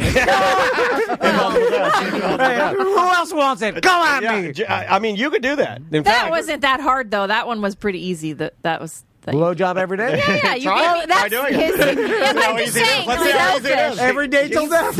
Yeah, let's see how easy it is, You Miss gave me an Easy. option. When one of us die, we'll know if I was wrong. In fact, in You'll order be to dead make it next count, if you die, you have one more. Yeah. We'll know by next week. Easy. We'll know by this weekend. You'll know by tonight, bitch. Oh, let's get the hell Yeah, out of let's here. get out of here. Guys, thank you so much. You can really help us out by liking, subscribing, Twitch and YouTube. The YouTube, we have a lot more people, like 60 people in YouTube, and normally we don't have that. So it's maybe cool. the wives were. Oh, definitely you I guys. do think it was us. They love you guys. Like they love having you guys in, and we, it's fine for us to have you guys in. It's okay. It's okay. It's kind of like living at home, Yeah. but we're just. You invited me here. We want to I get an moved my intern. calendar around. We need to get some interns, and if you would like to be an intern for our show, I think our mailman wants to be. he an did. I have his intern. email. What was that? I have his email right here. But You can't mix. You can't mix those two worlds. I'm No. sorry. I'm vetoing that. But Yeah. I do say, really Let's want see to what be he it. says here. if you're not a BDM or you were a BDM, you should become a BDM for Monday's show. I cannot wait to hear all of the hijinks from Goth Night and then Daniel's Real riding, quick, riding the bus. well, let's leave with this because I like to leave it a positive note, and I've been wanting to say these all week, and I can't say them on ACT, so I just want to read these. the Jelly Roll tweets? Yeah, these are the Azalea Banks. This is Azalea Banks tweeting about Jelly Roll. For whatever reason, she hates that. Can you tell me who Azalea Banks is? She's a rapper. Iggy Azalea? No. Different Azalea. This is like a black rapper girl, rough around the edges, speaks her mind, truly speaks her mind, Okay. like never holds back. Think like. She's pretty? Yeah, she's pretty. So she calls Jelly Roll fat ass after he beats out Charlie XCX's brat. for the number one song. So her first tweet was, okay, I can't with these fat white men in music. Don't do the accent. Oh, I'll put a little Southern on it. I can't with all these fat white men in music right now. As desperate as this too long brat album cycle has been, sis don't deserve to lose to some obese white man named Jelly Roll. Like, do these people know how long the good sis has been putting in work? Don't play in the OG Tumblr girl's face like this, y'all. Give sis hot number one. So I get that. So she's sticking up for Charlie XCX. Is that number a female one. Charlie XCX? Yes. Okay. That's She's got the Brat song album. of the summer, Brat, the green color, all of that. What were you going to say? Like, honestly, you are making me feel ancient right now. I have no idea. Well, but you know who Jelly Roll is. I know who Jelly Roll is. He just lost 100 pounds. I also don't like him, so go ahead. That's fair. on with the Brat or whatever. Okay. He's a nice guy. He's a nice man. He's lost 100 pounds. And I would make the argument there's not that many guys in the entertainment business as big as him. No. So she's like, I'm tired of these fat white guys. I'm like, who else besides Jelly Roll is that fat? I can't think of that He's the many. only one, really. I mean, but I guess like if you just throw a blanket over Hollywood, I guess you could make the argument that fat white men run it. What is his producers, what is his genre? Jelly Roll? Country, but he's pop country. But he and was then who did hip-hop. he be? What was She's her pop. genre? She's pop, but he Charlie beat XCX. everybody. I mean, he's like the number one guy of all genres right now. So then she goes on to say, and this is where it starts to get fun. She says, because people started calling her out, like, why are you talking about Jelly Roll like this? And she says, no, I do not support a fat white N-word in any of his life endeavors, period. Give him some chia water and tell him to go suck a lemon. Big titty having ass cracker. Ew, smelled like an egg in here today. Oh my God. Daniel was reading these and I was dying. That's the one that got Dying.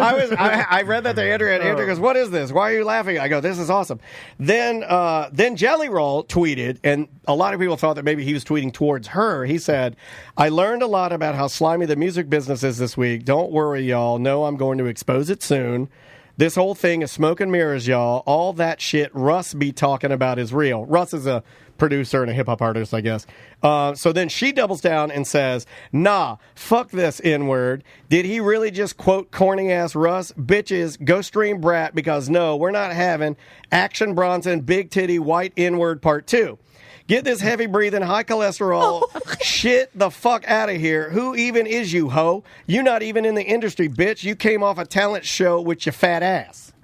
Then she says again, when you bring hoes who have not put in work like Anderson Ray and Julia Fox on board with people, start to forget that I really put in work and you feel like you're accessible and sometimes play with fucking Russ.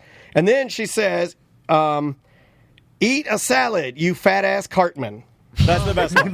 That's the best one. Eat a salad. She is very angry. Yeah. She must be good friends with Charlie CX. No. XCX. No, she's not even good friends. I think she was just, she just likes to, she knows that if she does that to the biggest singer in the world, that it'll get headlines. People play the media all the time. This did get me thinking, like, this, that is good marketing.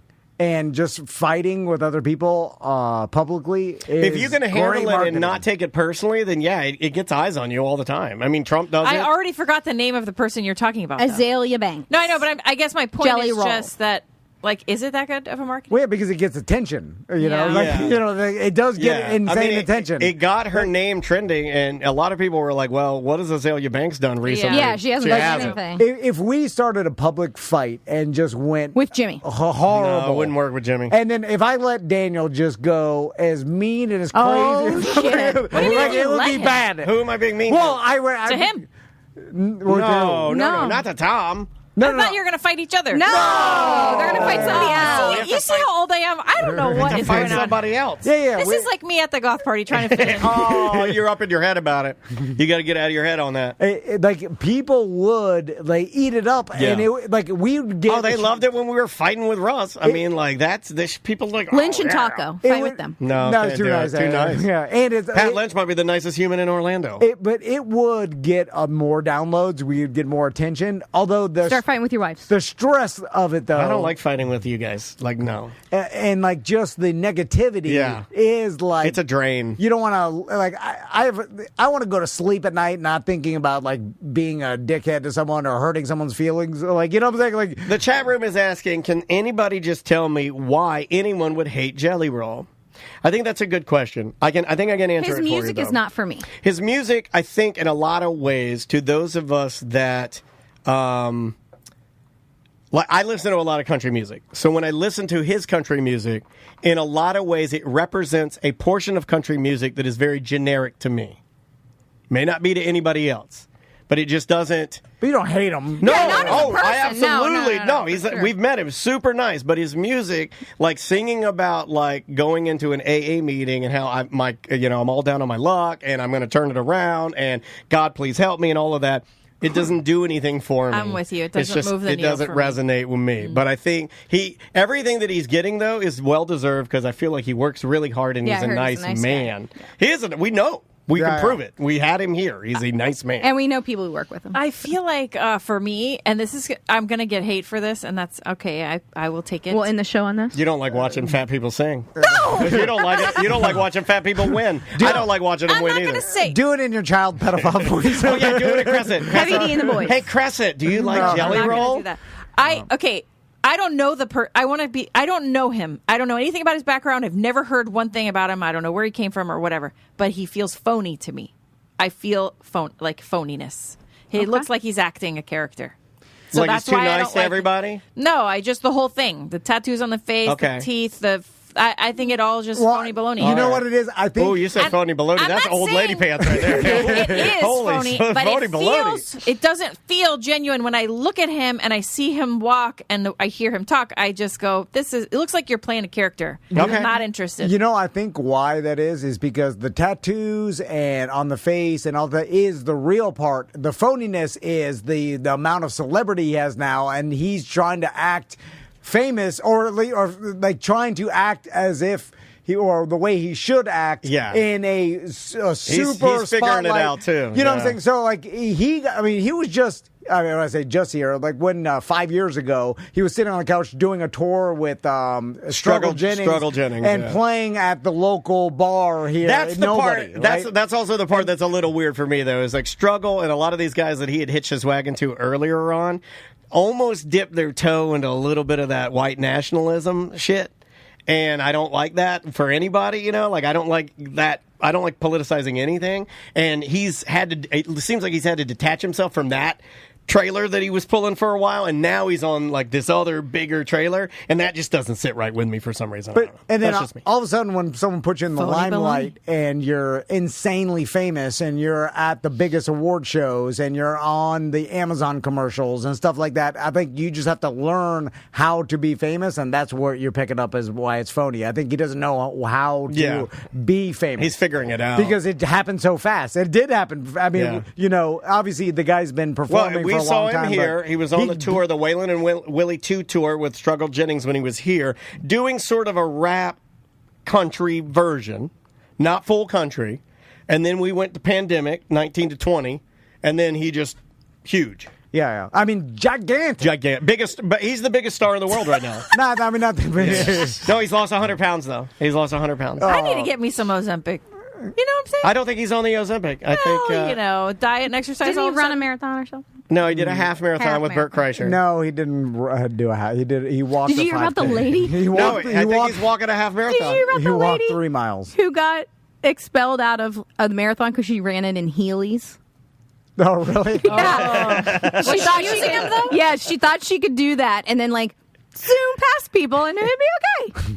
Well, I mean, it's you pay money to get a medal at the end. It's not really. You're doing that. Yeah, but for the other people, like, I don't want to be in 432nd place when I should have been 431st. Because that well, lady and should some have been people in are doing front it for time to That's like get how I into feel. the New York Marathon or Boston Marathon. And this lady runs by you shouldn't have to Heelys. qualify to go to the exercise contest. You know what? If it's so like- popular, though. Right. It is. So many people Is it go. New York Marathon this weekend? I think it's this weekend. Yeah. You eventually want to work your way up to do one of the legendary ones? Boston Like or a New Boston York or or New York? Chicago. That would be dope. I thought about this. New York Marathon would be London? dope. I'm going to work my way up to run 26 miles around my neighborhood, and then I'll be like, done. It's the same. You're gonna do an iron. You know, you got me. You're gonna do an Ironman with Jet. No. You want to get out of here, y'all? Hey, I gotta go there, kid. Hey, the Bart Merrick team. You never said anything about me earlier. We got a commercial. We have a talked to commercial Ben. in here. Yeah. But, is there anything special we need to tell people that? No, there's nothing special. There's a lot of houses on the market right now. We're like really wrapping Are we it gonna up move? for the end of the year. Am I allowed to? Are we going to try and find something that's? Where are we going to go? I need a yard with a pool, so I can good. sit out by the pool. We're good. I want some acreage. I sold a property yesterday that was 5 acres. Oh, nice. Man, you know what Have you your could do with boys all riding that? their dirt bikes. Daniel would have 25 Westies in his I'd have acreage. 25 Westies. Yeah, I love it. I'd have my Westies and my side-by-side. I'd be driving around, surveying my property. I'll be looking out at my 5 acres and be like, oh, this is so awesome. The kids could be riding their four-wheelers around here, having fun, and outside, and they turn around, Roblox. And then nothing has changed. Have you tried? Classic Roblox. Last thing I'll say. Have you tried Roblox? It's fucking awesome. It's not that good. I'm disappointed. Well, now Max is in a Fortnite. Fortnite is pretty cool. Awesome. Yeah. Fortnite's great. Yeah, I think it's of good. Taylor Swift. Anyway, All right, y'all. Thanks for listening. We appreciate it. Thanks for having us in. Thanks for being here. And guys, we will see you on the BDM show on Monday. Well, wait a minute. I can't publish that. It's mediocre. This is all jokes and funny to you, huh? You can take it up with legal. Have a good day.